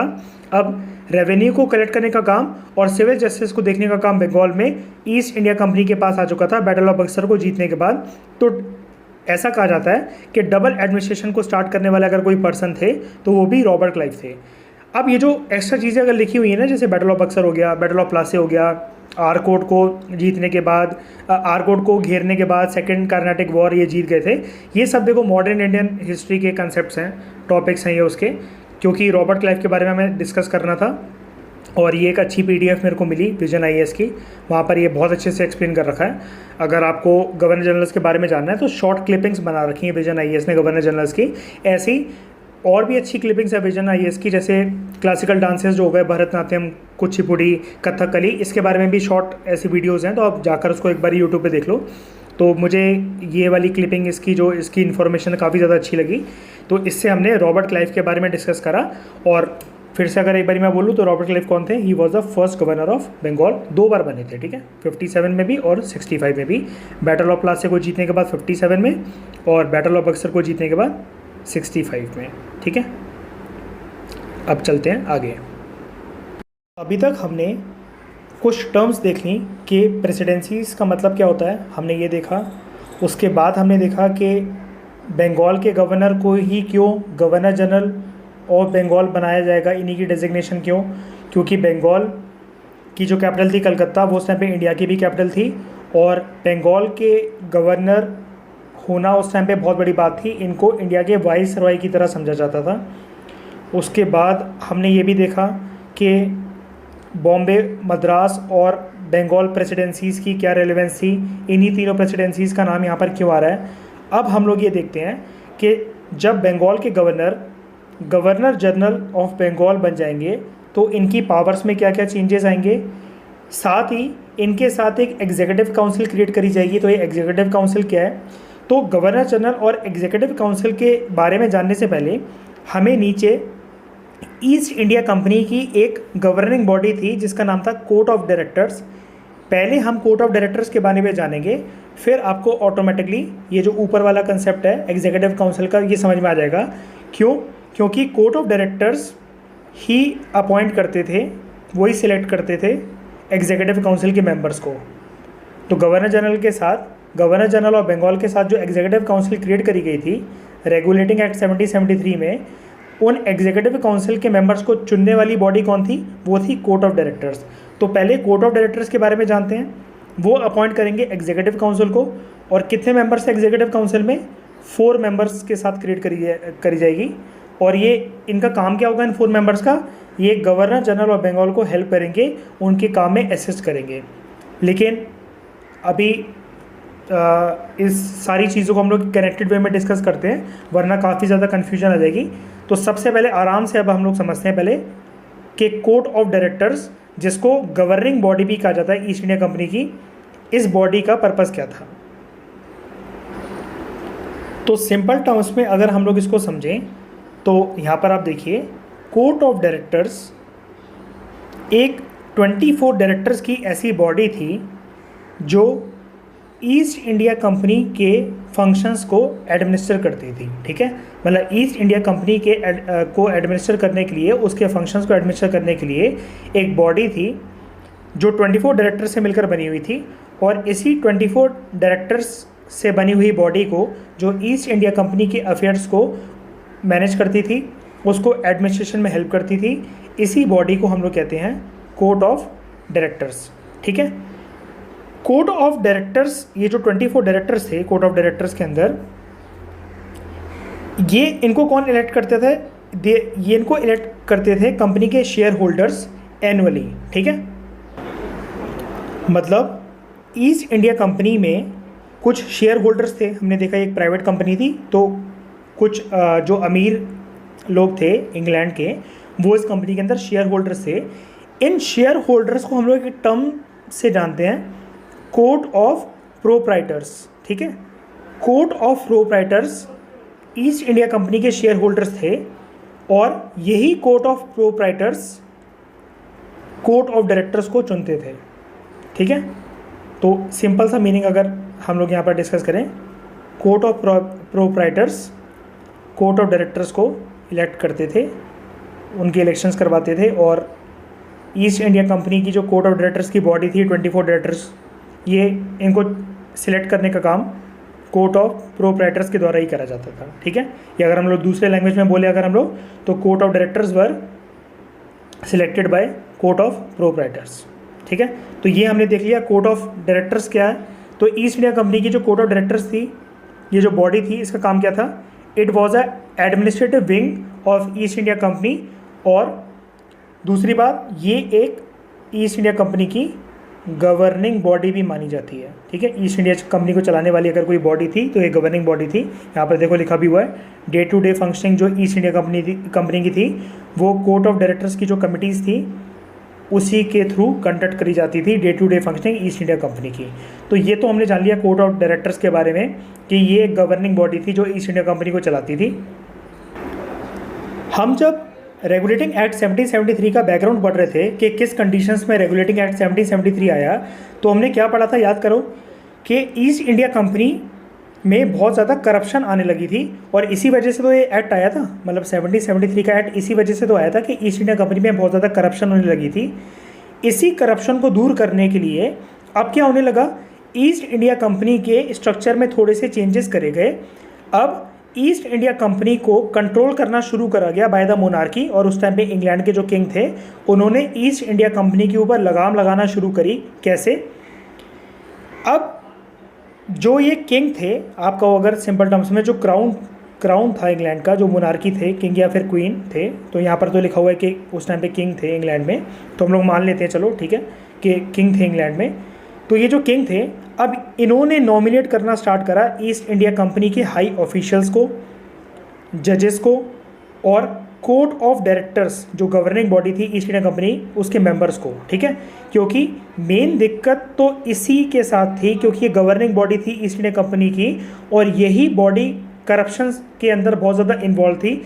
जो पर्सनल मेंबर्स थे वो तो जब इंग्लैंड बन के लौट रहे थे तो वो बहुत ज़्यादा अमीर बनते चले जा रहे थे, लेकिन ये प्राइवेट कंपनी जो थी ईस्ट इंडिया कंपनी, इसकी हालत बहुत ज़्यादा ख़राब थी। हमने देखा था 4 लाख पाउंड्स का जो वादा था ब्रिटिश गवर्नमेंट को, वो पूरा नहीं हो रहा था, और ऊपर से बैंक ऑफ इंग्लैंड में बहुत ज़्यादा कर्जा भी आ गया था।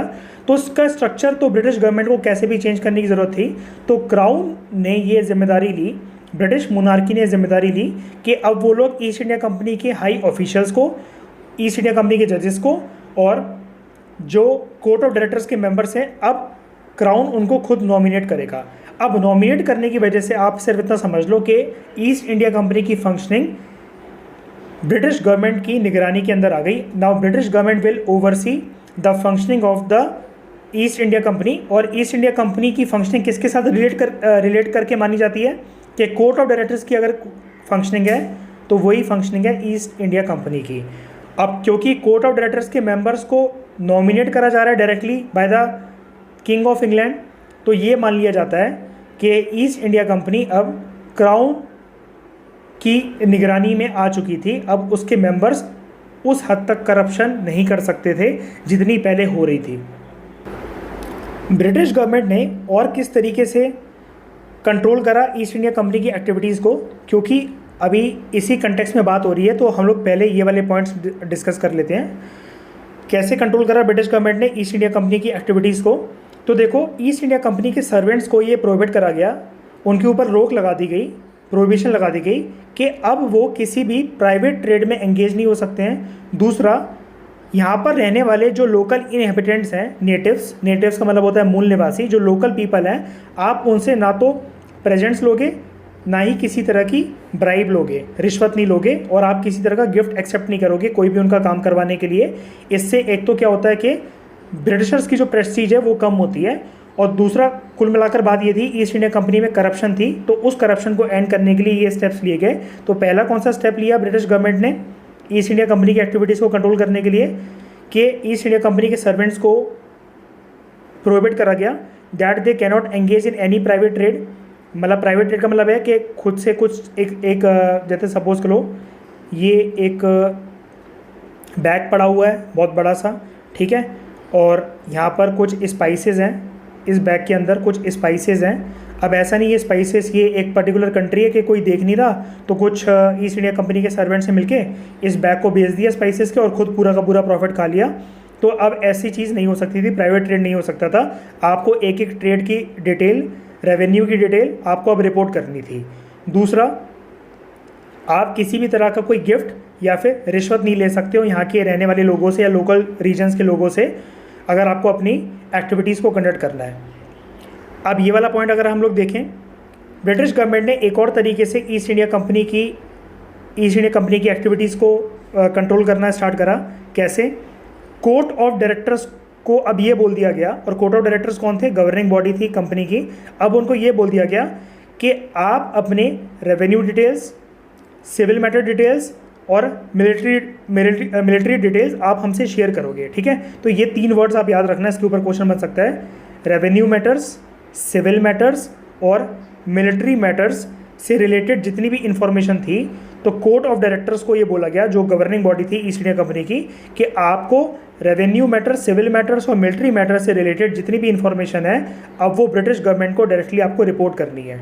तो आप देख रहे हो किस तरीके से, कितनी हद तक, मतलब एक तरीके से हम लोग कह सकते हैं बहुत तगड़ी तरीके से लगाम लगा दी गई ब्रिटिश गवर्नमेंट ने ईस्ट इंडिया कंपनी के ऊपर थ्रू 1773 एक्ट, ठीक है। अब हमें जो समझना था वो ये समझना था, हमने कोर्ट ऑफ डायरेक्टर्स के बारे में देख लिया, क्योंकि कोर्ट ऑफ डायरेक्टर्स के बारे में देखा कि इसको अब जो क्राउन था, मोनार्की थे जो ब्रिटेन की, अब वो डायरेक्टली कंट्रोल कर रहे थे थ्रू दीज 2 पॉइंट्स। अब हमें ये जानना है कि गवर्नर जनरल ऑफ बंगाल की क्या पावर्स थी जब उनकी डेजिग्नेशन चेंज हो गई थी। गवर्नर ऑफ बंगाल से गवर्नर जनरल जब वो बन गए थे, तो एक तो इस पर्सन की क्या डेजिग्नेशन थी गवर्नर जनरल ऑफ बंगाल बनने के बाद। दूसरा, ये जो 4 मेंबर्स की एग्जीक्यूटिव काउंसिल जो बनाई गई थी, इसके पास क्या पावर्स थी और किस हद तक इन्होंने अपनी पावर्स को यूज़ करा, और ये जो 4 मेंबर्स थे इस काउंसिल में, इनका रोल क्या था।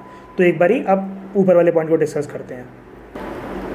तो जब जो गवर्नर के बंगाल थे, इनकी डेजिग्नेशन को चेंज करा to governor of the presidency of Fort Williams, या फिर अगर हम लोग इनको कहें गवर्नर जनरल ऑफ बंगाल, तो इनके पास अब क्या पावर आ गई। पहले ये सिर्फ बंगाल का एरिया देख सकता था ये person by being governor of Bengal, लेकिन गवर्नर जनरल ऑफ बंगाल बनने के बाद, या दूसरा अगर इनका नेम जो यहाँ पर दे रखा है governor of the presidency of Fort Williams बनने के बाद, अब इस पर्सन के पास एक अथॉरिटी आ गई थी कि इंडिया में जितनी भी ब्रिटिश टेरिटरीज़ हैं, ये उन सारी ब्रिटिश टेरिटरीज़ का ये पर्सन गवर्नर जनरल होगा। तो समझ गए आप। पहले जब ये बंगाल के गवर्नर थे, तो ऐसे तो मद्रास के भी गवर्नर हैं, गवर्नर थे, बॉम्बे के भी गवर्नर थे, और तीनों इंडिपेंडेंट थे। मतलब मद्रास के गवर्नर की खुद की पावर्स थी, बॉम्बे के गवर्नर की खुद की पावर थी, सिमिलरली बंगाल के गवर्नर की खुद की पावर थी। लेकिन गवर्नर जनरल ऑफ बंगाल बनने के बाद इनका डेजिग्नेशन इस तरीके से चेंज हुआ कि अब ये पर्सन सारे गवर्नर्स का गवर्नर जनरल है। ठीक है, मतलब सारी ब्रिटिश टेरिटरीज इंडिया में जो भी हैं, चाहे वो बॉम्बे की हो, मद्रास की हो, सब पे डिसीजन लेने का काम जो होगा अब इस पर्सन का होगा। इस पर्सन से पूछे बिना मेजर डिसीजंस नहीं लिए जाएंगे। ऑटोनॉमी थी बॉम्बे और मद्रास के गवर्नर्स के पास, लेकिन मेजर डिसीजंस जो हैं वो इस पर्सन से पूछ के नहीं लिए जाएंगे। अब क्या ये पर्सन अकेले ही रूल कर रहा था? नहीं, हमने जैसा कि देखा 4 मेंबर्स की एक एग्जीक्यूटिव काउंसिल भी बनाई गई थी, वो इस पर्सन को असिस्ट करेगी। अब क्वेश्चन आपके मन में एक ये आया होगा, ये जो एग्जीक्यूटिव काउंसिल बनाई गई 4 मेंबर्स की, इसका रोल क्या है? हम कैसे मान लें कि जो 4 काउंसिल बनाई गई और ये जो गवर्नर जनरल की जो पोजीशन है, इससे करप्शन नहीं होगी फर्दर? तो देखो यहाँ पर एक लाइन देखो, आपको क्लियर हो जाएगा। ये जो 4 मेंबर्स थे ना, जो एग्जीक्यूटिव काउंसिल बनाई गई जिसमें जो 4 मेंबर्स रखे गए, इन मेंबर्स को नॉमिनेट तो यही करेंगे कोर्ट ऑफ डायरेक्टर्स, लेकिन रिमूव करने का काम अब ब्रिटिश मोनार्क करेगा, किंग या फिर क्वीन। तो देख रहे हो, मतलब कोर्ट ऑफ डायरेक्टर्स, अब देखो सिंपल सा फंडा यहाँ पर ये है, कोर्ट ऑफ डायरेक्टर्स को खुद जब नॉमिनेट अब ब्रिटिश मोनार्क कर रही है, ठीक है, और कोर्ट ऑफ डायरेक्टर्स अब गवर्नर जनरल ऑफ बंगाल और एग्जीक्यूटिव काउंसिल जो है 4 मेंबर्स की, उसको नॉमिनेट करेगी। तो अल्टीमेटली तो ब्रिटिश मोनार्की तो नॉमिनेट कर रही है इसको, गवर्नर जनरल ऑफ बंगाल को और उसके एग्जीक्यूटिव काउंसिल को, क्योंकि कोर्ट ऑफ डायरेक्टर्स को भी अब नॉमिनेट करा जाने लगा था ब्रिटिश मोनार्की के द्वारा। लेकिन यहाँ पर ये लिखा हुआ है कि चलो ठीक है, कैसे भी करके अगर करप्शन करके अगर आपने कोर्ट ऑफ डायरेक्टर्स ने अगर गवर्नर जनरल ऑफ बंगाल को आपने सिलेक्ट कर लिया और उसके एग्जीक्यूटिव काउंसिल के 4 मेंबर्स को सिलेक्ट कर लिया, लेकिन आप सिर्फ नॉमिनेट उनको कर सकते हो, रिमूव करने का काम हमारा है। और यहाँ पर क्या मतलब है हमारे का? ब्रिटिश मोनार्की और क्वीन के पास अब डायरेक्ट पावर थी कि वो ही रिमूव कर सकते थे किसको? गवर्नर जनरल को, और जो ये 4 मेंबर्स हैं इसके एग्जीक्यूटिव काउंसिल के उनको। ठीक है, नॉमिनेट करने का काम कोर्ट ऑफ डायरेक्टर्स का, लेकिन हटाने का काम ब्रिटिश मोनार्की का, किंग का या फिर क्वीन का। समझ गए आप? अब जब ये पोस्ट क्रिएट करी गई गवर्नर जनरल ऑफ बंगाल की, तो बॉम्बे और मद्रास जैसी प्रेसिडेंसीज के जो गवर्नर थे, उनकी जो पोजीशन थी, उनकी जो डेजिग्नेशन थी, वो ऑटोमेटिकली कम हो गई इस पर्सन के कंपैरिजन में। क्यों कम हो गई? क्योंकि अभी तो हमने पढ़ा गवर्नर जनरल ऑफ बंगाल की पूरे ब्रिटिश टेरिटरीज जो थी उस टाइम पे इंडिया की, जहाँ तक ब्रिटिशर्स का रूल था, उन सारी टेरिटरीज पे डिसीजन मेकिंग पावर थी। तो जाहिर सी बात है कि बॉम्बे और मद्रास एरियाज़ में भी, इनकी बॉम्बे और मद्रास प्रेसिडेंसीज़ में भी अब जो मेजर डिसीजन लेने की पावर है वो गवर्नर जनरल ऑफ बंगाल के पास है। और इसी वजह से अब major presidencies like Bombay and Madras अब इनको ओबीडियंस ऑर्डर मानना पड़ेगा गवर्नर जनरल ऑफ बंगाल का, ठीक है। तो अगर आप एक यहाँ पर एक टर्म लिखी हुई है गवर्नर जनरल इन काउंसिल, तो गवर्नर जनरल इन काउंसिल क्या है, देखो सिंपल सी बात, गवर्नर जनरल ऑफ बंगाल जो ये नई बॉडी बनी है प्लस जो इसके 4 एग्जीक्यूटिव मेंबर्स हैं ना, ये जो 4 एग्जीक्यूटिव मेंबर्स हैं, अगर आप इनको टोटल कर दो तो एक टर्म निकल कर आएगी गवर्नर जनरल इन काउंसिल, ठीक है। गवर्नर जनरल इन काउंसिल क्या टर्म है, governor general of Bengal plus 4 executive members जो गवर्नर जनरल ऑफ बंगाल को एडवाइस करेंगे, इसको कहते हैं हम लोग गवर्नर जनरल इन काउंसिल। तो अब गवर्नर जनरल इन काउंसिल एक पावरफुल बॉडी बन चुकी थी जिसको 1773 के एक्ट ने क्रिएट करा था, और अब इस बॉडी के पास वो सारी पावर्स आ चुकी थी कि पूरे ब्रिटिश टेरिटरीज़ के लिए इंडिया के अंदर ये बॉडी रूल्स बनाएगी, ऑर्डिनेंसेस पास करेगी और रेगुलेशंस बनाएगी। मतलब कानून बनाने की अब total power, rules and regulation बनाने की पावर अब इस बॉडी के पास आ चुकी थी, ठीक है। और जितने भी रूल्स एंड रेगुलेशंस ये जो बॉडी बनाएगी गवर्नर जनरल काउंसिल, इसको रजिस्टर करवाना उनको ज़रूरी था सुप्रीम कोर्ट के पास, ठीक है। और ये रूल्स एंड रेगुलेशंस को सिर्फ एक ही जन डिसॉल्व कर सकता था, किंग इन काउंसिल, मतलब ब्रिटिश मोनार्की के पास ही पावर थी। ये जो इस बॉडी ने, गवर्नर जनरल इन काउंसिल ने अगर कोई भी रूल्स एंड रेगुलेशंस बनाए हैं तो किंग इन काउंसिल का मतलब क्या है, ब्रिटिश मोनार्की ही उन रूल्स एंड रेगुलेशंस को एबॉलिश कर सकती थी और कोई भी नहीं, ठीक है। तो जिस 4 मेंबर्स की एग्जीक्यूटिव काउंसिल की हम लोग बात कर रहे हैं उसको एक और नाम से जाना जाता था, सुप्रीम काउंसिल ऑफ बंगाल, ठीक है, क्योंकि बंगाल उस टाइम पे बहुत ही ज़्यादा इंपॉर्टेंट लोकेशन था इंडिया की। हमने देखा कलकत्ता कैपिटल थी, और अब ये जो पर्सन था गवर्नर जनरल ऑफ बंगाल, ये जितनी भी ब्रिटिश टेरिटरीज थी इंडिया के अंदर, ये उन सारे सबका डिसीजन मेकर बन चुका था।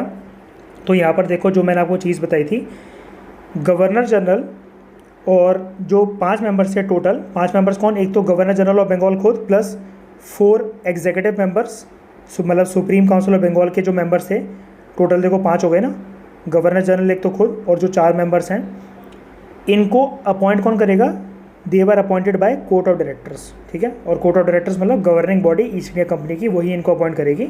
लेकिन रिमूव करने का काम किसका होगा, रिमूव करने का काम होगा क्राउन का, मतलब इंग्लैंड में बैठे जो मोनार्की है, जो ब्रिटिश गवर्नमेंट है, क्राउन या फिर क्राउन है जो क्वीन या फिर आप किंग कह लो, ठीक है। तो रिमूव अगर कोई करेगा गवर्नर जनरल को या फिर 4 एग्जीक्यूटिव काउंसिल के मेंबर्स को, तो वो काम तो होगा क्वीन का, किंग का, लेकिन अपॉइंट करने का काम होगा कोर्ट ऑफ डायरेक्टर्स का, ठीक है। तो ये एक बॉक्स की तरफ अगर आप देखो तो देखो बहुत ऑब्वियस सी बात लिखी हुई है, फॉर्म हुआ था 1773 में ये सुप्रीम काउंसिल ऑफ बंगाल, मतलब एग्जीक्यूटिव काउंसिल जो था 4 मेंबर्स का, क्योंकि रेगुलेटिंग एक्ट 1773 में आया था तो ये फॉर्म भी उसी टाइम पे हुआ था। अब क्योंकि सारी हमारी जो डिस्कशन है वो बंगाल के इर्द गिर्द घूम रही है, तो उसके हेडक्वार्टर्स जो थे एग्जीक्यूटिव काउंसिल के, वो कलकत्ता में इस्टेब्लिश करा गया था बंगाल में, लोकेशन इसकी बंगाल प्रेसिडेंसी, ठीक है। और ये ऑफिशियल लैंग्वेजेस इंग्लिश यूज़ करते थे, ये तो ऑब्वियस सी बात है, ठीक है। तो ये छोटी सी इन्फॉर्मेशन एग्जीक्यूटिव काउंसिल के बारे में। ये जो एग्जीक्यूटिव काउंसिल बनाया गया था 4 मेंबर्स का, इसका रोल क्या था, इसका रोल ये था जब गवर्नर जनरल अपनी लेजिस्लेटिव और एग्जीक्यूटिव पावर्स को एक्सरसाइज करते थे तो हमेशा इस गवर्नर जनरल की एडवाइस जो थी वो ज़रूरी थी, इसकी एडवाइस बाइंडिंग थी, मतलब इन 4 मेंबर्स की जो मेजॉरिटी डिसीजन से जो वॉइस होती थी, उनका कोई भी डिसीजन मेजॉरिटी से लिया गया वो गवर्नर जनरल को मानना ही पड़ता था। तो आप देख रहे हो कि काउंसिल जो थी एग्जीक्यूटिव मेंबर्स ये इस एक्ट को पास करके और इस तरीके का एक प्रोसीजर बनाकर ब्रिटिश गवर्नमेंट ने कैसे ईस्ट इंडिया कंपनी की पावर्स को कंट्रोल करना शुरू कर दिया कि उन्होंने सबसे पहले तो एक पर्सन की पोस्ट बनाई गवर्नर जनरल ऑफ बंगाल, उसके साथ एक 4 मेंबर्स की एक बॉडी क्रिएट करी। इस 4 मेंबर्स का मेजॉरिटी डिसीजन जो भी होगा वो इस पर्सन को मानना ही पड़ेगा, ठीक है। और रिमूव करने की जो पावर थी इन मेंबर्स को वो भी अब ब्रिटिश गवर्नमेंट ने अपने हाथों में ले ली थी। और जो मैंने आपको एक चीज़ बताई थी वो सेम चीज़ देखो यहाँ पर लिखी हुई है, गवर्नर जनरल प्लस इसके जो 4 एग्जीक्यूटिव काउंसिल के जो मेंबर्स थे, इन पांचों मेंबर्स को हम लोग टोटलिटी में कहते हैं गवर्नर जनरल इन काउंसिल। मतलब गवर्नर जनरल इन काउंसिल एक सिर्फ एक पोजीशन का नाम है, बॉडी का नाम है, जिसमें एक तो खुद गवर्नर जनरल थे और 4 मेंबर्स काउंसिल के। मतलब इन टोटल 5 मेंबर्स को हम लोग कहते हैं गवर्नर जनरल इन काउंसिल। 1773 के रेगुलेटिंग एक्ट में ये भी बोला गया कि ईस्ट इंडिया कंपनी की जो गवर्निंग बॉडी है जिसका नाम है कोर्ट ऑफ डायरेक्टर्स, जिसके बारे में अभी हमने देखा था, यही वो बॉडी होगी जो इन 4 काउंसिल्स का इलेक्शंस कंडक्ट करवाएगी। मतलब इन 4 काउंसिल्स को अगर कोई इलेक्ट करेगा, एग्जीक्यूटिव काउंसिल की बात कर रहे हैं हम लोग, तो वो उनको इलेक्ट करवाने का काम कोर्ट ऑफ डायरेक्टर्स का होगा। ठीक है। अब एक इम्पॉर्टेंट चीज़ यहाँ पर देखो, बहुत इंपॉर्टेंट लाइन है ये। डिसीजन जो था एग्जीक्यूटिव काउंसिल का वो बाइंडिंग था गवर्नर जनरल के ऊपर। गवर्नर जनरल को वो डिसीजन मानना ही था। दूसरी इंपॉर्टेंट चीज़, गवर्नर जनरल के पास अपना खुद का एक वोट था। जैसे सपोज करो 4 मेंबर्स हैं एग्जीक्यूटिव काउंसिल में, ये 4 मेंबर्स हैं, 1 2 3 4, और किसी भी डिसीजन में अगर टाई हो जाता है, जैसे सपोज करो ये फर्स्ट और जो सेकंड मेंबर हैं वो एक डिसीजन दे रहे हैं, ठीक है, एक पर्टिकुलर डिसीजन में येस बोल रहे हैं, एक पर्टिकुलर मैटर में जो थर्ड और फोर्थ मेंबर है वो बोल रहे हैं नो। अब हो गया टाई का केस, क्योंकि 2 एग्री कर रहे हैं, 2 डिसएग्री कर रहे हैं। तो ऐसे में गवर्नर जनरल ऑफ बंगाल के पास एक स्पेशल पावर थी that he had a vote, casting vote, यहाँ पे लिखा हुआ है देखो, additional vote to break the ties. किसी भी डेडलॉक को तोड़ने के लिए ये अपना वोट डाल सकता था। मतलब जैसे अगर इधर वोट कर देगा तो वो डिसीजन मान लिया जाएगा, अगर यहाँ पर नो में वोट कर देगा गवर्नर जनरल अपना तो वो डिसीजन नो की तरफ मान लिया जाएगा। लेकिन ये सिचुएशन सिर्फ कब लागू होती थी? In case of tie. ठीक है, अगर कोई डेडलॉक आ गया है, कोई डिसीजन अगर आगे नहीं बढ़ पा रहा है, हाफ मेंबर 2 मेंबर्स अगर एक पर्टिकुलर डिसीजन में कह रहे हैं येस और बाकी जो 2 मेंबर्स हैं वो कह रहे हैं नो, तो ऐसे में गवर्नर जनरल अपना एक वोट कास्ट कर कर, ताकि ये डेडलॉक को 50-50% वाली सिचुएशन को तोड़ा जा सके और एक डिसीजन लिया जा सके, तो इसको एक वोटिंग राइट भी दिया गया था। लेकिन इम्पॉर्टेंट बात क्या है, डिसीजन अगर मेजॉरिटी से आ रहा है, जैसे एक ने कहा नो, ठीक है, बाकी 3 मेंबर्स ने कहा एक पर्टिकुलर मैटर में येस, क्योंकि 4 ही मेंबर्स थे ना, एक कह रहा है नो लेकिन 3 कह रहे हैं येस।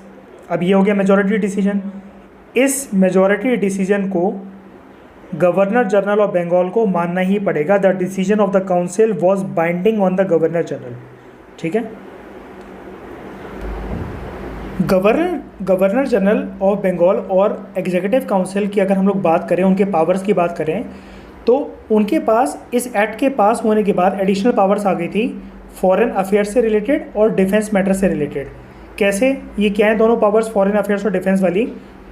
इस एक्ट में ये क्लियरली बोला गया कि दूसरी जो प्रेसिडेंसीज़ हैं, मतलब बंगाल प्रेसिडेंसी के अलावा जैसे मद्रास, बॉम्बे, बेनकुलिन, ये प्रेसिडेंसीज़ के गवर्नर्स ना तो किसी इंडियन प्रिंस पर वॉर डिक्लेयर कर सकते हैं, ना ही उनसे पीस इनिशिएटिव साइन कर सकते हैं, जब तक उन्हें गवर्नर जनरल और एग्जीक्यूटिव काउंसिल से परमिशन ना मिल जाए। मतलब गवर्नर जनरल इन काउंसिल जो 5 मेंबर्स की बॉडी है, ये जब तक बॉडी परमिशन नहीं देगी दूसरी प्रेसिडेंसीज़ के गवर्नर्स को कि आप इंडियन प्रिंसेस पर वॉर डिक्लेयर करो या उनके साथ पीस ट्रीटी साइन करो, तब तक वो गवर्नर्स मद्रास, बॉम्बे, बेनकुलिन या किसी भी प्रेसिडेंसीज़ के हों, वो ये इनिशिएटिव्स नहीं ले सकते थे।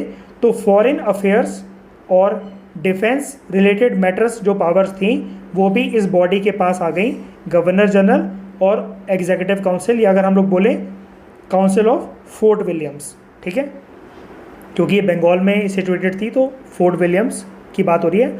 अभी हम देखेंगे कि फोर्ट विलियम्स क्या है, ये बार बार बंगाल के साथ फोर्ट विलियम्स का नाम क्यों एसोसिएट करा जाता है। तो अब देखो, आपको ये पॉइंट बहुत आराम से समझ में आ जाएंगे। इस एक्ट में ये बोला गया, रिपीट करते हैं एक बारी शुरू से, कि बंगाल के गवर्नर को अब गवर्नर जनरल ऑफ बंगाल बोला गया। हमने ये भी देखा कि 4 मेंबर्स की एक एग्जीक्यूटिव काउंसिल बनाई गई गवर्नर जनरल ऑफ बंगाल को असिस्ट करने के लिए, और क्या उस काउंसिल के जो डिसीजंस होते थे वो गवर्नर जनरल ऑफ बंगाल पे बाइंडिंग थे? उसका आंसर है येस, दे वर बाइंडिंग। गवर्नर जनरल को उनकी बात माननी ही पड़ती थी अगर वो मेजॉरिटी डिसीजन से अगर वो लिए गए हैं। क्या गवर्नर जनरल के पास वोटिंग पावर थी? यस। लेकिन किस केस में? इन केस ऑफ टाई, अगर डेडलॉक कोई हो जाए, डिसीजन आगे नहीं बढ़ पा रहा है, तो उस डिसीजन को आगे बढ़ाने के लिए he can cast his vote. उसके बाद हमने ये भी डिस्कस करा कि जब गवर्नर ऑफ बंगाल को गवर्नर जनरल ऑफ बंगाल बना दिया गया तो कैसे बॉम्बे के गवर्नर की और मद्रास प्रेसिडेंसी के गवर्नर की जो पोजीशन थी वो बॉम्बे के गवर्नर जनरल की पोजीशन के कंपैरिजन में कितनी ज़्यादा कम हो गई थी। लेकिन पहले क्या होता था, जब ये एक्ट पास नहीं हुआ था, all 3 presidencies were independent of one another. मतलब तीनों प्रेसिडेंसीज, चाहे वो बॉम्बे हो, चाहे वो बंगाल हो, चाहे वो मद्रास हो, अपने अपने एरियाज़ में तीनों इंडिपेंडेंट थे, एक दूसरे के ऊपर किसी के भी डिसीजन बाइंडिंग नहीं थे। लेकिन इस एक्ट के पास होने के बाद बंगाल आ गया टॉप पर और बॉम्बे और मद्रास की पोजीशन हो गई नीचे। यहाँ पर तो सिर्फ बॉम्बे और मद्रास प्रेसिडेंसी दे रखा है, कोई भी प्रेसिडेंसी जो थी उन सब की प्रेसिडेंसीज़ की, जैसे हमने बेनकुलिन भी देखा था, उन सारी प्रेसिडेंसीज़ की पोजीशन नीचे आ गई थी as compare to the position of Bombay, as compare to the position of Bengal presidency, क्योंकि वहाँ पर अब ये नए पर्सन आ गए थे, गवर्नर जनरल ऑफ बंगाल। इनके पास बहुत ज़्यादा वाइड रेंजिंग पावर्स थी। और हमने नीचे वाले 2 प्रोविजंस को भी देख लिया था कि किस तरीके से ब्रिटिश गवर्नमेंट ने ईस्ट इंडिया कंपनी के ऊपर रिस्ट्रिक्शंस लगाना शुरू करी, उसके ऊपर प्रोहिबिशंस, रेगुलेशंस लगाना शुरू करे। ठीक है, हमारा सिर्फ एक पॉइंट बाकी रह गया है, सुप्रीम कोर्ट वाला। लेकिन हमें सबसे इम्पॉर्टेंट बात तो उस पर्सन का नाम भी तो डिस्कस करना है कि वो कौन था जो first governor general of Bengal बना। तो उस पर्सन का नाम था लॉर्ड वॉरेन हेस्टिंग्स। पहले हम लोग थोड़ा सा लॉर्ड वॉरेन हेस्टिंग्स के बारे में जानते हैं, उसके बाद ये जो 4 मेंबर्स की जो एग्जीक्यूटिव काउंसिल या जिसको आप कहो सुप्रीम काउंसिल ऑफ बंगाल बनाई गई थी, इनके मेंबर्स के नाम जानेंगे। एक चीज़ आप याद रखना, ये जो एग्जीक्यूटिव काउंसिल थी, नाम से ही देखो आपको पता लग रहा होगा एग्जीक्यूटिव, इसका काम था डिसीजंस को एग्जीक्यूट करना। जो 5 मेंबर्स ने, governor general of Bengal plus 4 members ने जो भी डिसीजन लिए हैं उसको एग्जीक्यूट करना all over British territories in India. लेकिन कोर्ट ऑफ डायरेक्टर्स का काम क्या था? It was a governing body of the East India Company. East India Company की गवर्निंग बॉडी थी, ठीक है। लेकिन एग्जीक्यूटिव बॉडी कौन सी थी? Executive council. कितने मेंबर्स थे इसके अंदर? 4 मेंबर्स। तो सबसे पहले हम लोग डिस्कस करते हैं, हम लोग सबसे पहले first governor general of Bengal के बारे में जानते हैं, जिनका नाम था लॉर्ड वॉरेन हेस्टिंग्स। तो वॉरेन हेस्टिंग्स के बारे में अगर हम लोग बात करें तो लॉर्ड वॉरेन हेस्टिंग्स इंडिया में 1772 से लेकर 1785 तक गवर्नर जनरल थे बंगाल के। ये फर्स्ट गवर्नर जनरल बने बंगाल के। और गवर्नर ऑफ बंगाल की अगर हम लोग बात करें तो ये उसके लास्ट गवर्नर थे, ठीक है। देखो, फर्स्ट गवर्नर बंगाल के थे रॉबर्ट क्लाइव, ये हमने देखा था। लास्ट गवर्नर वॉरेन हेस्टिंग्स थे बंगाल के। अब लास्ट गवर्नर क्यों? क्योंकि 1773 में तो एक्ट ही आ गया था ना, और इस एक्ट में ये बोल दिया गया था कि जो भी पर्सन बंगाल का गवर्नर होगा अब उसका टाइटल चेंज कर अब उसका नाम हो जाएगा गवर्नर जनरल ऑफ बंगाल, ठीक है। तो जब वॉरेन हेस्टिंग्स जो थे उस टाइम पे ये गवर्नर चल रहे थे बंगाल के, मतलब उनका ये जो पोस्ट चल रही थी वो बंगाल के गवर्नर की पोस्ट चल रही थी। लेकिन बीच में ही 1772 में जब ये बंगाल के गवर्नर बने, बीच में ही अगले साल ही 1773 में रेगुलेटिंग एक्ट आ जाता है 1773 का। तो बंगाल के गवर्नर जैसी तो कोई चीज़ ही नहीं रह गई फिर। तो इसलिए कहा जाता है कि लास्ट गवर्नर थे ये बंगाल के, और फर्स्ट गवर्नर जनरल बने बंगाल के 1774 में। एक्ट आया था 1773 में, तो इम्प्लीमेंट वो हुआ होगा 1774 से, इसलिए यहाँ पर लिखा हुआ है कि ये 1774 से बंगाल के गवर्नर जनरल बन गए थे।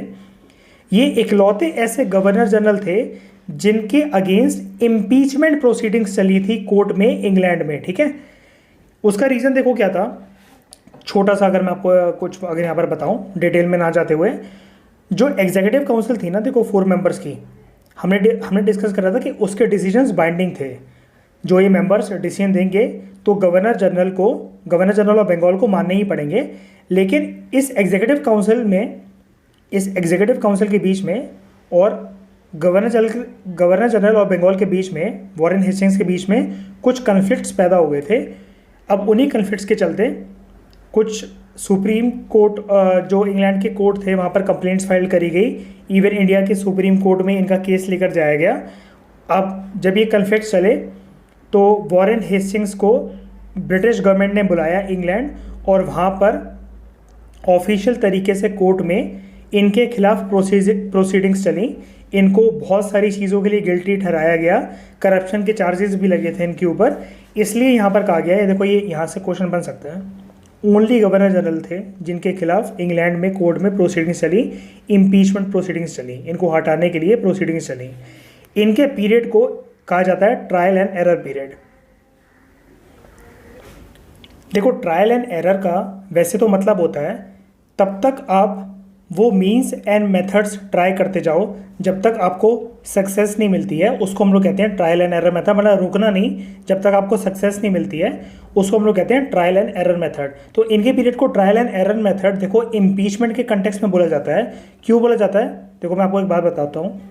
1787 में इनका इम्पीचमेंट प्रोसेस स्टार्ट हुआ था, लेकिन उसको कंप्लीट करने में 1795 ईयर लग जाते हैं। ठीक है, 1787 ईयर से इनका इम्पीचमेंट प्रोसेस स्टार्ट हुआ था, लेकिन पहुँचते पहुँचते 1795 का जो साल होता है वहाँ पर जाके इनकी फाइनली इम्पीचमेंट प्रोसेस कंप्लीट होता है। तो इतने लंबे पीरियड के टाइम को हम लोग ट्रायल एंड एरर मेथड कहते हैं। मतलब बार बार इनका इम्पीचमेंट प्रोसेस फेल हुआ, फिर ट्राई हुआ, फिर फेल हुआ, लेकिन फाइनली फिर ये इम्पीच होते हैं 1795 में। तो इतने लंबे पीरियड में जब ये बार मीन्स एंड मेथड चल रहे थे इनको इम्पीच करने के, इसलिए इनके पीरियड को हम लोग ट्रायल एंड एरर फेज बोलते हैं। बस आप ये याद रखना है इधर कि इकलौते ऐसे गवर्नर जनरल थे जिनको इम्पीच करा गया था। इनके टाइम पे इंट्रोड्यूस होने वाले अगर हम लोग एडमिनिस्ट्रेटिव मेजर्स की बात करें तो वो क्या क्या थे। इनके टाइम पे एक नए तरीके का रेवेन्यू कलेक्शन सिस्टम स्टार्ट हुआ था, जिसमें इंडियंस को पूरी तरीके से रेवेन्यू कलेक्शन सिस्टम से हटा दिया गया था। मतलब कोई भी इंडियन अब रेवेन्यू कलेक्ट नहीं कर सकता था। सिर्फ यूरोपियन डिस्ट्रिक्ट कलेक्टर्स को ही चार्ज दिया गया था कि आप रेवेन्यू कलेक्शन को देखो, सिर्फ यूरोपियन डिस्ट्रिक्ट कलेक्टर्स देखेंगे, इंडियंस बिल्कुल भी नहीं देखेंगे रेवेन्यू कलेक्शन के मामले को। और इस सिस्टम को कहा गया, जिसमें सिर्फ यूरोपियन डिस्ट्रिक्ट कलेक्टर्स के पास पावर थी इंडिया में रेवेन्यू कलेक्शन की, फार्मिंग सिस्टम। ठीक है, ये था फार्मिंग सिस्टम। कंफ्यूज मत हो जाना फार्मिंग सिस्टम वर्ड से। यूरोपियन डिस्ट्रिक्ट कलेक्टर्स को पावर दी गई रेवेन्यू कलेक्शन की, इंडियंस की पावर बिल्कुल छीन ली गई रेवेन्यू कलेक्शन की। इनके टाइम पे रेगुलेटिंग एक्ट आता है 1773 का। ये एक्ट इसलिए इंट्रोड्यूस करा गया था, ये तो देखो नॉर्मल सी बात देखी हुई, हमने बहुत डिटेल बात करी है इसके बारे में ऑलरेडी, कि ईस्ट इंडिया कंपनी के अफेयर्स को इंडिया के अंदर रेगुलेट करना। इनके टाइम पे गवर्नर जनरल ऑफ बंगाल का ऑफिस क्रिएट करा गया था, और यही तो थे पहले गवर्नर जनरल ऑफ बंगाल। ठीक है, और रॉबर्ट क्लाइव ने जो डुअल सिस्टम स्टार्ट करा था बंगाल के अंदर। डुअल सिस्टम क्या था बंगाल के अंदर? कि जो दीवानी राइट्स मिले थे ईस्ट इंडिया कंपनी को, उसको कंट्रोल करेगी रेवेन्यू कलेक्शन, और सिविल जस्टिस के जो राइट्स थे उसको अब देखेगी ईस्ट इंडिया कंपनी, और टेरिटोरियल एडमिनिस्ट्रेशन को देखा जाएगा नवाब्स के द्वारा। ठीक है, तो ये डुअल एडमिनिस्ट्रेशन था। दीवानी राइट्स को ईस्ट इंडिया कंपनी देखेगी, और जो टेरिटोरियल एडमिनिस्ट्रेशन है, जो टेरिटरी से रिलेटेड कोई भी मैटर है उसकी देखरेख करना, वो काम था नवाब्स का। तो ये जो सिस्टम था, इसको वॉरेन हेस्टिंग्स पावर में आने के बाद इस डुअल सिस्टम को एबॉलिश कर देते हैं बंगाल से। ठीक है, ये भी इंपॉर्टेंट है इनके बारे में। इन्होंने बहुत सारे कलेक्टर्स को अपॉइंट करा था रेवेन्यू कलेक्ट करने के लिए और जुडिशल अफेयर्स को देखने के लिए। ठीक है, क्योंकि दीवानी राइट्स मिलने के बाद तो ऑलरेडी इनके पास पावर थी ना to look into affairs of civil justice. तो ये तो हो गया judicial affairs and right to collect revenue. ठीक है, तो रेवेन्यू और सिविल रेवेन्यू मैटर्स में और जुडिशल मैटर्स को देखने के लिए इन्होंने बड़े सारे कलेक्टर्स को अपॉइंट करा था। कुछ और बातें हैं वॉरेन हेस्टिंग्स के एडमिनिस्ट्रेशन से रिलेटेड, वो क्या है? देखो 1773 रेगुलेटिंग एक्ट में ना बहुत सारे डिफेक्ट्स थे। हम लोग पढ़ेंगे अभी ये एक्ट कितना सक्सेसफुल था या कितना फेलियर था। इन एक्ट्स के डिफेक्ट्स को रेक्टिफाई करने के लिए, मतलब ठीक करने के लिए, ब्रिटिश पार्लियामेंट या ब्रिटिश गवर्नमेंट अगर हम लोग कहें, वो एक नया एक्ट लेकर आए थे, पिट्स इंडिया एक्ट ऑफ 1784। तो ये वाला एक्ट भी इन्हीं के टाइम पे इंट्रोड्यूस करा गया था, क्योंकि इनका आप टेन्योर देखो 1772 से लेकर 85 और 84 में आया था पिट्स इंडिया एक्ट। ठीक है, तो ये इनका जो टेन्योर था इसको कवर करता है। 84 में ये एक्ट आया था और ये तो पावर में 85 तक रहे थे, तो इनके टाइम पे पिट्स इंडिया एक्ट इंट्रोड्यूस हुआ था।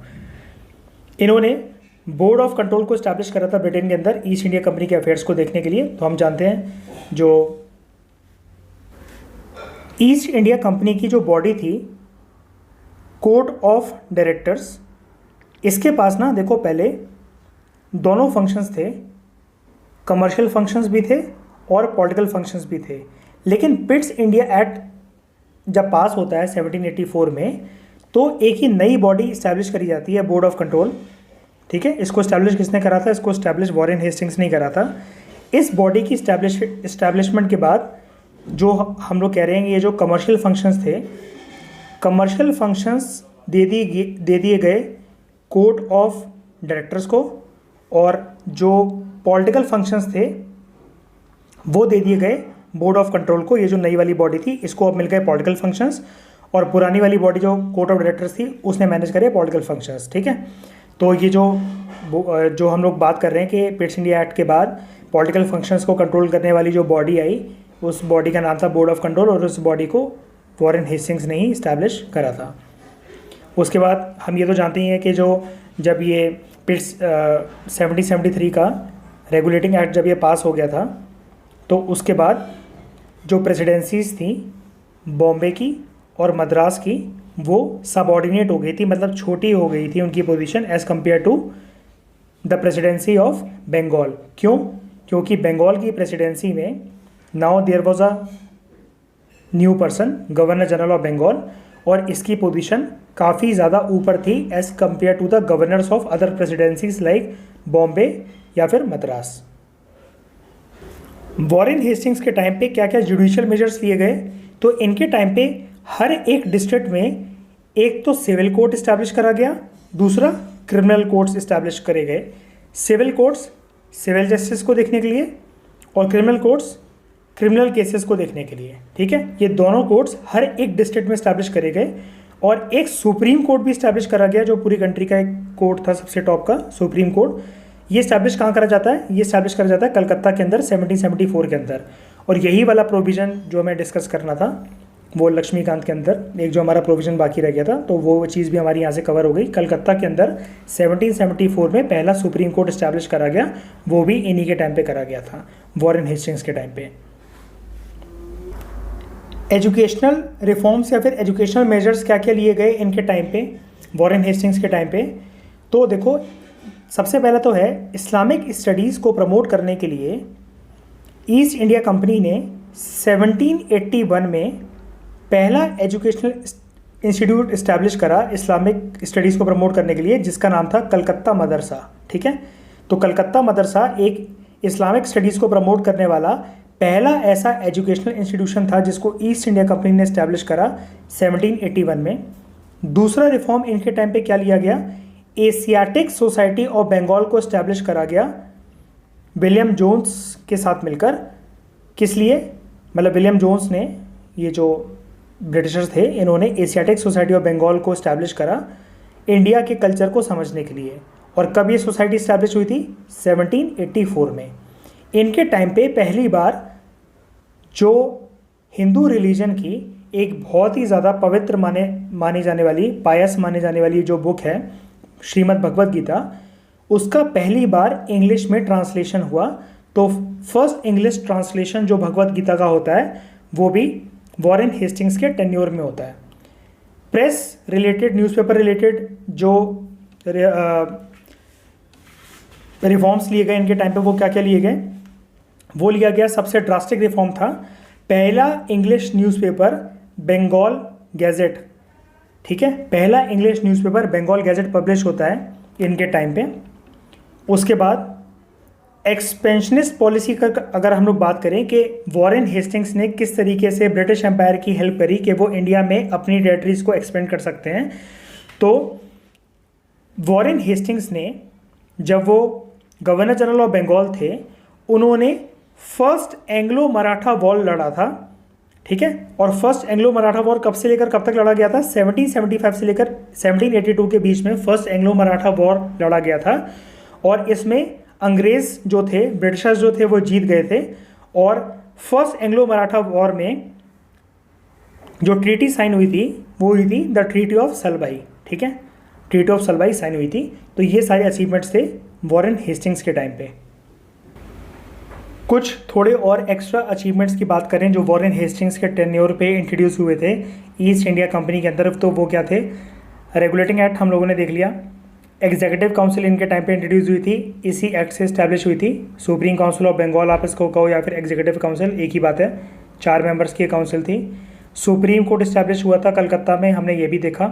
इसको supreme court of judicature at Fort Williams भी कहते थे। फोर्ट विलियम्स में इस्टेब्लिश हुआ था।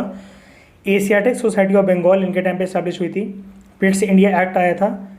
अब एक्स्ट्रा चीज़ जो हमें यहाँ पर मिली है वो देखो, एक ये मिली है, इन्होंने अभी तक जो पेंशन मिलती थी मुग़ल एम्परर्स को, तो शाह आलम II की पेंशन इन्होंने रोक दी थी वॉरेन हेस्टिंग्स ने।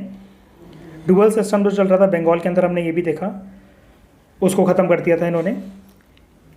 दूसरी इंपॉर्टेंट चीज़, जो ट्रेजरी थी ब्रिटिशर्स की, ट्रेजरी का देखो सिंपल मतलब क्या होता है?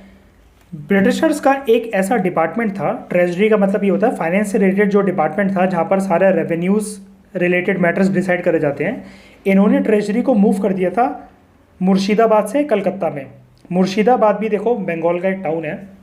इन्होंने मुर्शिदाबाद से ट्रेजरी को शिफ्ट कर दिया था कलकत्ता में। हमने ये देखा कि बंगाल गैजेट जो फर्स्ट इंग्लिश न्यूज़पेपर था इनके टाइम पे पब्लिश हुआ था। किसने पब्लिश करा था वो? उस पर्सन का नाम यहाँ पर दे रखा है, mister James Hicky. First Anglo Maratha war इनके टाइम पे लड़ी गई थी 1775 से लेकर 1782। सेकेंड एंग्लो मैसूर वॉर इनके टाइम पे लड़ी गई थी 1780 to 84। First Rohilla war of 1773 to 74 इनके टाइम पे लड़ी गई थी। रिंग फेंस पॉलिसी इन्होंने इंट्रोड्यूस करी थी। इन्होंने लैंड सेटलमेंट से रिलेटेड बहुत ज़्यादा एक्सपेरिमेंट करा था। उसमें से 2 चीज़ें बहुत फेमस हैं। 1772 में इन्होंने 5 ईयर सेटलमेंट पॉलिसी इंट्रोड्यूस करी थी, जिसको बाद में इन्होंने 1 ईयर सेटलमेंट पॉलिसी बना दी थी 1776 में। और हमने ये भी देखा इनके टाइम पे पहली बार इंग्लिश ट्रांसलेशन हुआ था भगवद गीता का, और वो करा किसने था? बाय मिस्टर चार्ल्स विल्किंस, ठीक है। तो ये कुछ एक्स्ट्रा अचीवमेंट्स हैं। मॉडर्न इंडियन हिस्ट्री के जब हम लोग लेक्चर्स करेंगे बहुत ही ज़्यादा डिटेल से हम इन सब चीज़ों को देखेंगे, एक एक गवर्नर जनरल की लाइफ, उनके अचीवमेंट्स, उनके फेलियर्स, सबको देखेंगे। लेकिन क्योंकि यहाँ पर दे रखा था तो एक बार ही बस देख लिया, उसमें कोई बुराई नहीं है। जब दूसरे सब्जेक्ट्स में या दोबारा कहीं पर भी ये चीज़ें रिपीट होती हैं तो वो काफ़ी ज़्यादा आसान बन जाती हैं। इस तरीके से हमने first governor general of Bengal, या फिर हम लोग कहें governor general of the presidency of Fort Williams जो थे मिस्टर वॉरेन हेस्टिंग्स, उनके बारे में जाना और उनके टाइम पे क्या क्या administrative, judicial, press related, educational सारे मेजर्स और रिफॉर्म्स जो लिए गए ब्रिटिश गवर्नमेंट ने, ईस्ट इंडिया कंपनी ने, हमने उन सारे रिफॉर्म्स को देखा। हम लोग एक बारी उन पर्सन्स के नाम भी देख लेते हैं जो एग्जीक्यूटिव काउंसिल के मेंबर्स थे। और यहाँ पर कितने मेंबर थे? 4 मेंबर थे। इसको सुप्रीम काउंसिल ऑफ बंगाल भी कहते थे। तो जो एग्जीक्यूटिव काउंसिल थी या governor general of Bengal in council थी, उसके जो 4 मेंबर थे, एक बारी उनके नाम भी हम लोग देखते हैं। तो पहला नाम है लेफ्टिनेंट जनरल जॉन क्लेवरिंग, दूसरे थे जॉर्ज मॉनसन, तीसरे रिचर्ड बारवेल और चौथे फिलिप फ्रांसिस। ये चारों एग्जीक्यूटिव काउंसिल जो क्रिएट करी गई थी रेगुलेटिंग एक्ट 1773 में, ये चारों मेंबर्स थे। और इन्हीं चारों की जो डिसीजन थी, जो ये लोग मेजॉरिटी से लेते थे, हमने पढ़ा था, ये बाइंडिंग थी गवर्नर जनरल के ऊपर। इनकी डिसीजंस बाइंडिंग थे गवर्नर जनरल ऑफ बंगाल के ऊपर। तो 4 मेंबर्स कौन कौन से? लेफ्टिनेंट जनरल जॉन क्लेवरिंग, दूसरे जॉर्ज मॉनसन, तीसरे रिचर्ड बारवेल और चौथे फिलिप फ्रांसिस। अब मैंने आपको क्या बताया था, इनको अपॉइंट कौन करता था? इनको अपॉइंट करने वाली जो बॉडी थी वो तो थी कोर्ट ऑफ डायरेक्टर्स। लेकिन कोर्ट ऑफ डायरेक्टर्स ही क्या इन्हें रिमूव करते थे? नहीं। देखो यहाँ पर लिखा हुआ है, members could only be removed by British monarch, king या फिर क्वीन ही जो इंग्लैंड में बैठे थे वो इन मेंबर्स को रिमूव कर सकते थे। लेकिन अपॉइंट करने वाली जो बॉडी थी वो कोर्ट ऑफ डायरेक्टर्स थी। ठीक है। तो हम लोगों ने सारे के सारे जो प्रोविजंस हमारी लक्ष्मीकांत में दे रखे थे रेगुलेटिंग एक्ट 1773 से जुड़े, हमने वो सारे के सारे डिस्कस करें। बस एक बारी मैं आपको इसके बारे में थोड़ा सा और बता देता हूँ। सुप्रीम कोर्ट हमें ये पता है इस्टेब्लिश हुआ था पहली बार इसी एक्ट के थ्रू, कहाँ पर, कलकत्ता में। कौन से ईयर में? 1774 में। और इसमें कितने मेंबर्स थे? एक तो थे चीफ जस्टिस और 3 अदर जजेस थे। तो मैं आपको एक बारी बस चीफ जस्टिस का नाम और ये 3 अदर जजेस का नाम एक बारी मैं आपको बता देता हूँ। तो सबसे पहले तो इस सुप्रीम कोर्ट के बारे में हम लोग बेसिक इन्फॉर्मेशन जान लेते हैं जो कलकत्ता में सेटअप हुआ था।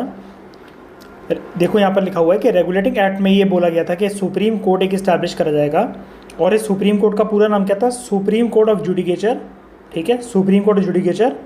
और इसको कहाँ सेटअप करा गया था? कलकत्ता में फोर्ट विलियम्स में सेटअप करा गया था इसको। इसमें जैसा कि मैंने आपको बताया एक चीफ जस्टिस थे और 3 अदर जजेस थे। तो जो चीफ जस्टिस थे उनका नाम क्या था? उनका नाम था सर एलिजा इम्फी। ठीक है, सर एलिजा इम्फी या फिर सर एलिजा इम्फाई आप कहो, एक कोई कुछ भी आप कहो। तो ये वो पर्सन थे जो चीफ जस्टिस थे पहले सुप्रीम कोर्ट जो इस्टेब्लिश हुआ था थ्रू रेगुलेटिंग एक्ट ऑफ 1773। क्या क्या पावर्स दी गई इस सुप्रीम कोर्ट को? ये जो सुप्रीम कोर्ट कलकत्ता में इस्टेब्लिश हुआ था, ये सिविल केसेस के साथ डील कर सकता था, क्रिमिनल केसेस के साथ डील कर सकता था, और एडमिरलिटी से जुड़े केसेस को डील करा जा सकता था इस कोर्ट के द्वारा। देखो, एडमिरलिटी का मतलब होता है जितने भी नेवी से जुड़े जितने भी केसेस होते हैं, नेवल फोर्सेस से जुड़े जो भी केसेस आएंगे, सी वाटर्स से जुड़े, उनसे रिलेटेड केसेस भी ये सुप्रीम कोर्ट देखेगा। और ये इस सुप्रीम कोर्ट को बोला गया that it should be a court of record. Court of record का देखो मतलब क्या होता है, जैसे प्रेजेंट टाइम्स में भी हमारा जो सुप्रीम कोर्ट है इंडिया में, उसको भी कोर्ट ऑफ रिकॉर्ड बोला जाता है। कोर्ट ऑफ रिकॉर्ड का सिंपल सा मीनिंग होता है, अगर जज कोई भी जो डिसीजंस हैं उसको ओरली ट्रांसमिट करता है, तो उन ओरल डिसीजंस को एक जो टाइपिस्ट या टाइपराइटर वहाँ पर जो पर्सन बैठा होता है, तो वो जजेस के दिए हुए सारे डिसीजंस को रिकॉर्ड करता है वो पर्सन। ठीक है, तो रिकॉर्डिंग करना, प्रोसीडिंग्स को लिखना एक पर्टिकुलर जगह पर, ताकि एक पर्टिकुलर जज ने या जज की बेंच ने, जैसे सपोज करो हम लोग बोले कि 1976 में एक पर्टिकुलर जज की बेंच ने ये जजमेंट्स दी थी, तो ताकि कोर्ट ऑफ रिकॉर्ड का मतलब क्या होता है, फ्यूचर केसेस में एक एविडेंस के तौर पे कोर्ट की प्रोसीडिंग्स को यूज़ करा जा सके कि कुछ साल पहले ये सिमिलर सा केस आया था और 5 जजेस थे उस बेंच में और उन्होंने ये डिसीजंस दिया था उसमें। अब उस डिसीजन को अगर चेंज करना है तो हमें प्रीवियस केसेस की तरफ तो जाना पड़ेगा ना। अब प्रीवियस केसेस की तरफ हम लोग जाएंगे कैसे, अगर वो रिकॉर्ड होकर रहेंगे? तो ये रिकॉर्ड करने के प्रोसीजर को ही हम लोग कहते हैं कि कोर्ट ऑफ रिकॉर्ड। ठीक है, तो उस टाइम से ही देखो जो कोर्ट ऑफ रिकॉर्ड जो आज भी सुप्रीम कोर्ट हमारा जो है उसकी प्रोसीडिंग्स को रिकॉर्ड करा जाता है, तो ये आप कह सकते हो एक जो लेगेसी है ये उस टाइम से चली आ रही है जब से हमारा फर्स्ट सुप्रीम कोर्ट इस्टेब्लिश हुआ था। कोर्ट ऑफ, इसको बोला गया था that it should be a court of record, अपनी सारी प्रोसीडिंग्स को रिकॉर्ड करेगा ये कोर्ट। जजेस जो भी डिसीजन लेंगे, कोई भी जजमेंट पास करेंगे, इस कोर्ट में जो भी काम होगा उन सबको नोट डाउन करा जाएगा एक पर्टिकुलर जगह पर। जो भी टाइपराइटर या जो टाइपिस्ट होगा उस कोर्ट में वो उसको नोट डाउन करेगा ताकि वो फ्यूचर केसेस में यूज़ करा जा सके। अब क्योंकि ये सुप्रीम कोर्ट था, सुप्रीम जुडिशरी था ये उस टाइम की, तो जितने भी ब्रिटिश सब्जेक्ट्स थे, मतलब जहाँ जहाँ भी ब्रिटिश की पावर्स थी, ये इस सुप्रीम कोर्ट की जो पावर्स थी वो उन सारे British areas, British territories, British provinces में लागू होती थी, including provinces of Bengal, Bihar and Orissa. ठीक है, ये 3 जो प्रोविंसेस थे इनमें भी इस सुप्रीम कोर्ट की जो अथॉरिटी थी वो लागू होती थी। इसकी जजमेंट्स, इसके डिसीजंस इन 3 प्रोविंसेस में इम्प्लीमेंट होते थे। इस सुप्रीम कोर्ट को जो इस्टेब्लिश करा था, इसको एक इम्पॉर्टेंट बात बोली गई कि जब भी आप इंडियंस के किसी केसेस को अगर देखो, या जैसे किसी इंडियन के खिलाफ अगर आप कोई जजमेंट पास कर रहे हो या कोई केस की सुनवाई हो रही है, तो आप 2 चीज़ों का ध्यान रखना। एक तो उस पर्टिकुलर इंडियन या इंडियन कम्युनिटी के रिलीजियस सेंटिमेंट्स के ऊपर आप नज़र रखना जजमेंट देते हुए। दूसरा, उस पर्टिकुलर कम्युनिटी के सोशल कस्टम्स को ध्यान में रखना जजमेंट देते हुए। ठीक है, जैसे एग्जांपल मैं आपको देता हूँ, कोई अगर हिंदू है और मुस्लिम है, और ये सुप्रीम कोर्ट जब इस हिंदू पर्सन के खिलाफ कोई जजमेंट दे रहा है तो हिंदू रिलीजन और हिंदू कस्टम्स को ध्यान में रखते हुए जजमेंट दी जाएगी सुप्रीम कोर्ट के द्वारा। सिमिलर वे में अगर सुप्रीम कोर्ट किसी मुस्लिम कम्युनिटी के मेंबर के खिलाफ या उसके फेवर में कोई जजमेंट देती है अगर सुप्रीम कोर्ट, तो मुस्लिम कम्युनिटी के रिलीजन को और उनके सोशल कस्टम्स को उस पर्सन के ध्यान में रख के जजमेंट दी जाएगी। तो ऐसा भी इस कोर्ट को बोला गया था डैट अलग अलग इंडियंस के रिलीजियस कस्टम्स और सोशल कस्टम्स को आप ध्यान में रखना अपनी जजमेंट को डिलीवर करते हुए। तो स्क्रीन पे आप ये जो पिक्चर देख रहे हो यही हैं सर एलिजा इम्फी। जब सुप्रीम कोर्ट इस्टेब्लिश हुआ था पहली बार कलकत्ता के अंदर 1774 में, तो ये उस टाइम पे आप इनको कह सकते हो ही was the first chief justice of the supreme court establish by the regulating act of 1773। ठीक है, तो जब 1774 में इस रेगुलेटिंग एक्ट की मदद से पहला सुप्रीम कोर्ट इस्टेब्लिश हुआ था, तो ये जो पर्सन हमें दिख रहे हैं ये पहले चीफ जस्टिस बने थे उस सुप्रीम कोर्ट के। चीफ जस्टिस सर एलिजा इम्फी के अलावा जो 3 अदर जजेस थे जो उस टाइम पे सुप्रीम कोर्ट का पार्ट थे, तो उनमें से पहले जज थे sir Robert chambers, justice Robert chambers, ये पहले थे। ठीक है, बाद में ये एक्टिंग चीफ जस्टिस भी बनते हैं और चीफ जस्टिस भी बनते हैं इस सुप्रीम कोर्ट के, जो फोर्ट विलियम्स बंगाल में इस्टेब्लिश करा गया था। लेकिन शुरू में हम लोग डिस्कस कर रहे हैं सर एलिजा इम्फी के साथ जो 3 अदर जजेस थे जिनको हम लोग प्यूने जज भी कहते हैं। प्यूने जज का देखो ये मतलब होता है अगर किसी कोर्ट में जो टॉप का जज होता है जिसको हम लोग कहते हैं चीफ जस्टिस, उसके अलावा अगर कोई भी जूनियर जज है ना, चीफ जस्टिस तो क्योंकि एक ही होता है हर जगह हर कोर्ट में, इसके अलावा अगर कोई भी जो छोटे जजेस है ना चीफ जस्टिस के अलावा, उनको हम लोग प्यूने जज कहते हैं जुडिशरी की लैंग्वेज में। तो 3 प्यूने जजेस जो थे उनमें से एक थे जस्टिस रॉबर्ट चेम्बर्स। दूसरे जज थे जस्टिस जॉन हाइडी। ठीक है, स्क्रीन पे जिनका पिक आपको दिख रहा है ये जस्टिस जॉन हाइडी, ये दूसरे जज थे सुप्रीम कोर्ट के। और लास्ट जो प्यूने जज थे जो सुप्रीम कोर्ट इस्टेब्लिश करा गया था उनका नाम था जस्टिस स्टीफन केसर ली मैस्त्रे। ठीक है, अजीब सा नाम है इनका, ये स्टीफन केसर ली मैस्त्रे, ये तीसरे जज थे। तो ये जो चारों थे, एक चीफ जस्टिस और 3 अदर जजेस जो हमने देखे, ये सुप्रीम कोर्ट के उस टाइम पे टोटल जजेस की नंबर थे जो 1774 में कलकत्ता में फोर्ट विलियम्स में इस्टेब्लिश करा गया था ये सुप्रीम कोर्ट। स्क्रीन पे ये जो आपको फ़ोटो दिख रही है यही था 1774 में जो पहला सुप्रीम कोर्ट कलकत्ता के अंदर इस्टेब्लिश करा गया था। आज के टाइम में ये कुछ ऐसा दिखता है। और अभी इस कोर्ट का स्टेटस क्या है, क्योंकि सुप्रीम कोर्ट जो इस्टेब्लिश करा गया वो तो अब दिल्ली के अंदर है, तो ये जो कलकत्ता के अंदर सुप्रीम कोर्ट इस्टेब्लिश करा गया था प्रेजेंट टाइम्स में, इसको हम लोग कहते हैं कलकत्ता हाई कोर्ट। अभी हाई कोर्ट है, ठीक है, इसको हम लोग कहते हैं कलकत्ता हाई कोर्ट। अब बार बार एक वर्ड के बारे में बहुत बार हमें सुनने को मिल रहा था जब हम रेगुलेटिंग एक्ट 1773 की डिस्कशन कर रहे थे, फोर्ट विलियम। ठीक है, तो क्या है ये फोर्ट विलियम, एक बारी थोड़ा सा इसके बारे में जानते हैं और इस फोर्ट विलियम की इंपॉर्टेंस क्या है। देखो, जब ब्रिटिशर्स ने बंगाल प्रेसिडेंसी को इस्टेब्लिश करा, ये उनका एक बहुत ज़्यादा हमने देखा कि एक इम्पॉर्टेंट एडमिनिस्ट्रेटिव सेंटर था बंगाल ब्रिटिशर्स का। तो ईस्ट इंडिया कंपनी ने जब बंगाल प्रेसिडेंसी को इस्टेब्लिश करा और उस रीजन को बहुत ज़्यादा प्रॉस्परस बनाया, तो उनको एक फ़ोर्ट की ज़रूरत थी। ठीक है, एक फ़ोर्ट की ज़रूरत थी जहाँ से अगर कभी भी सपोज़ करो कोई मिलिट्री अटैक हो, तो ये एक जो उनके पास फोर्ट होगा, ये जो किला होगा, तो यहाँ पर उनके जो सोल्जर्स होंगे वो अपने आर्म्स, एम्यूनिशंस और सोल्जर्स को रिक्रूट कर कर दुश्मन पर अटैक कर सकते हैं। ठीक है, तो बंगाल में प्रेसिडेंसी इस्टेब्लिश करने के बाद ब्रिटिशर्स ने अगर सबसे पहला फोर्ट अगर कहीं इस्टेब्लिश करा था तो वो फोर्ट विलियम था। ठीक है, कोलकाता के अंदर, या उस टाइम पे अगर हम लोग कहें कलकत्ता के अंदर इसे इस्टेब्लिश करा गया था। तो फोर्ट विलियम क्या था, अगर कोई सिंपली हमसे पूछे, it was the first fort या फिर first fortification that was established by East India company, कहाँ पर, बंगाल प्रेसिडेंसी के अंदर, ठीक है।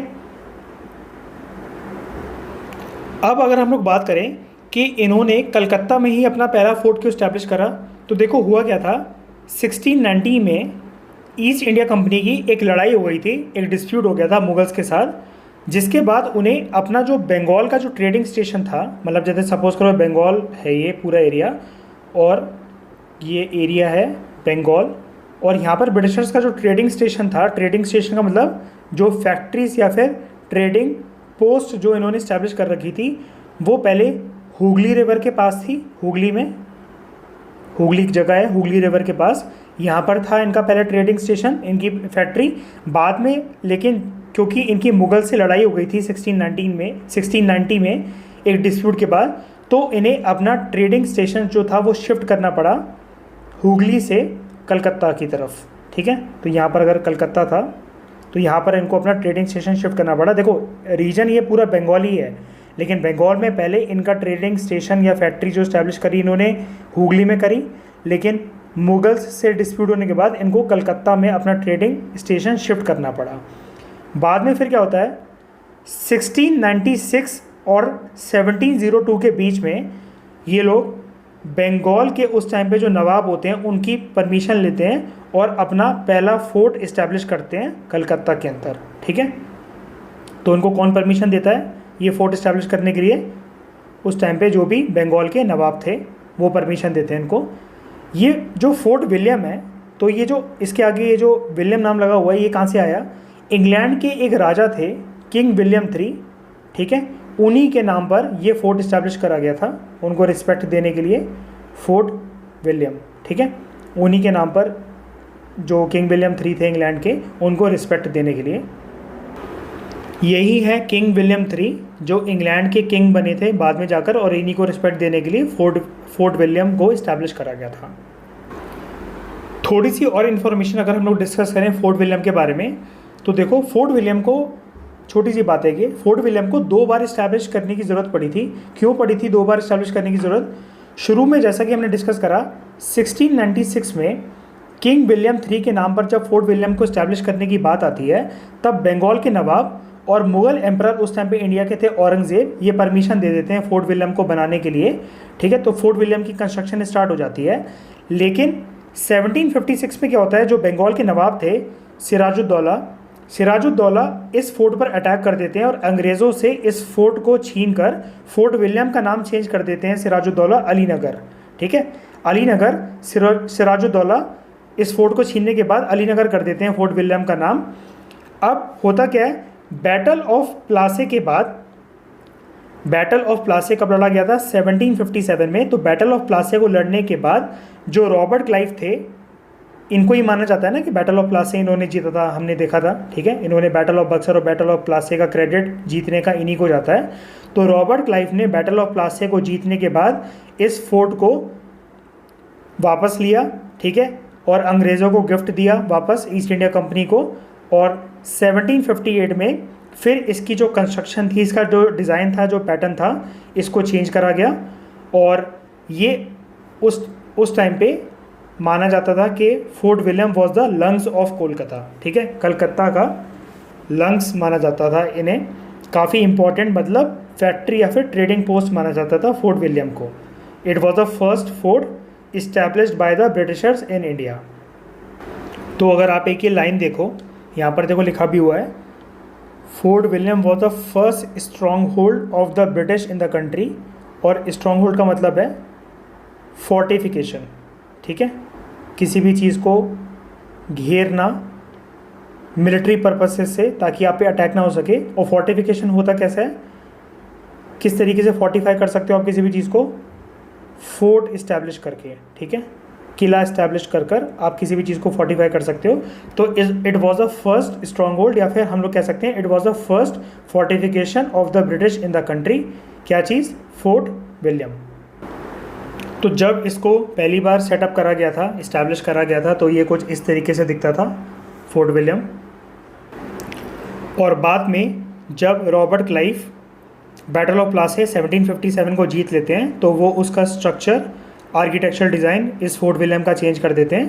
तो बात जो हमें याद रखनी है फोर्ट विलियम से रिलेटेड, वो बस यही याद रखनी है, it was the first fort, ठीक है, it was the first fort या फिर strong hold of Britishers in India.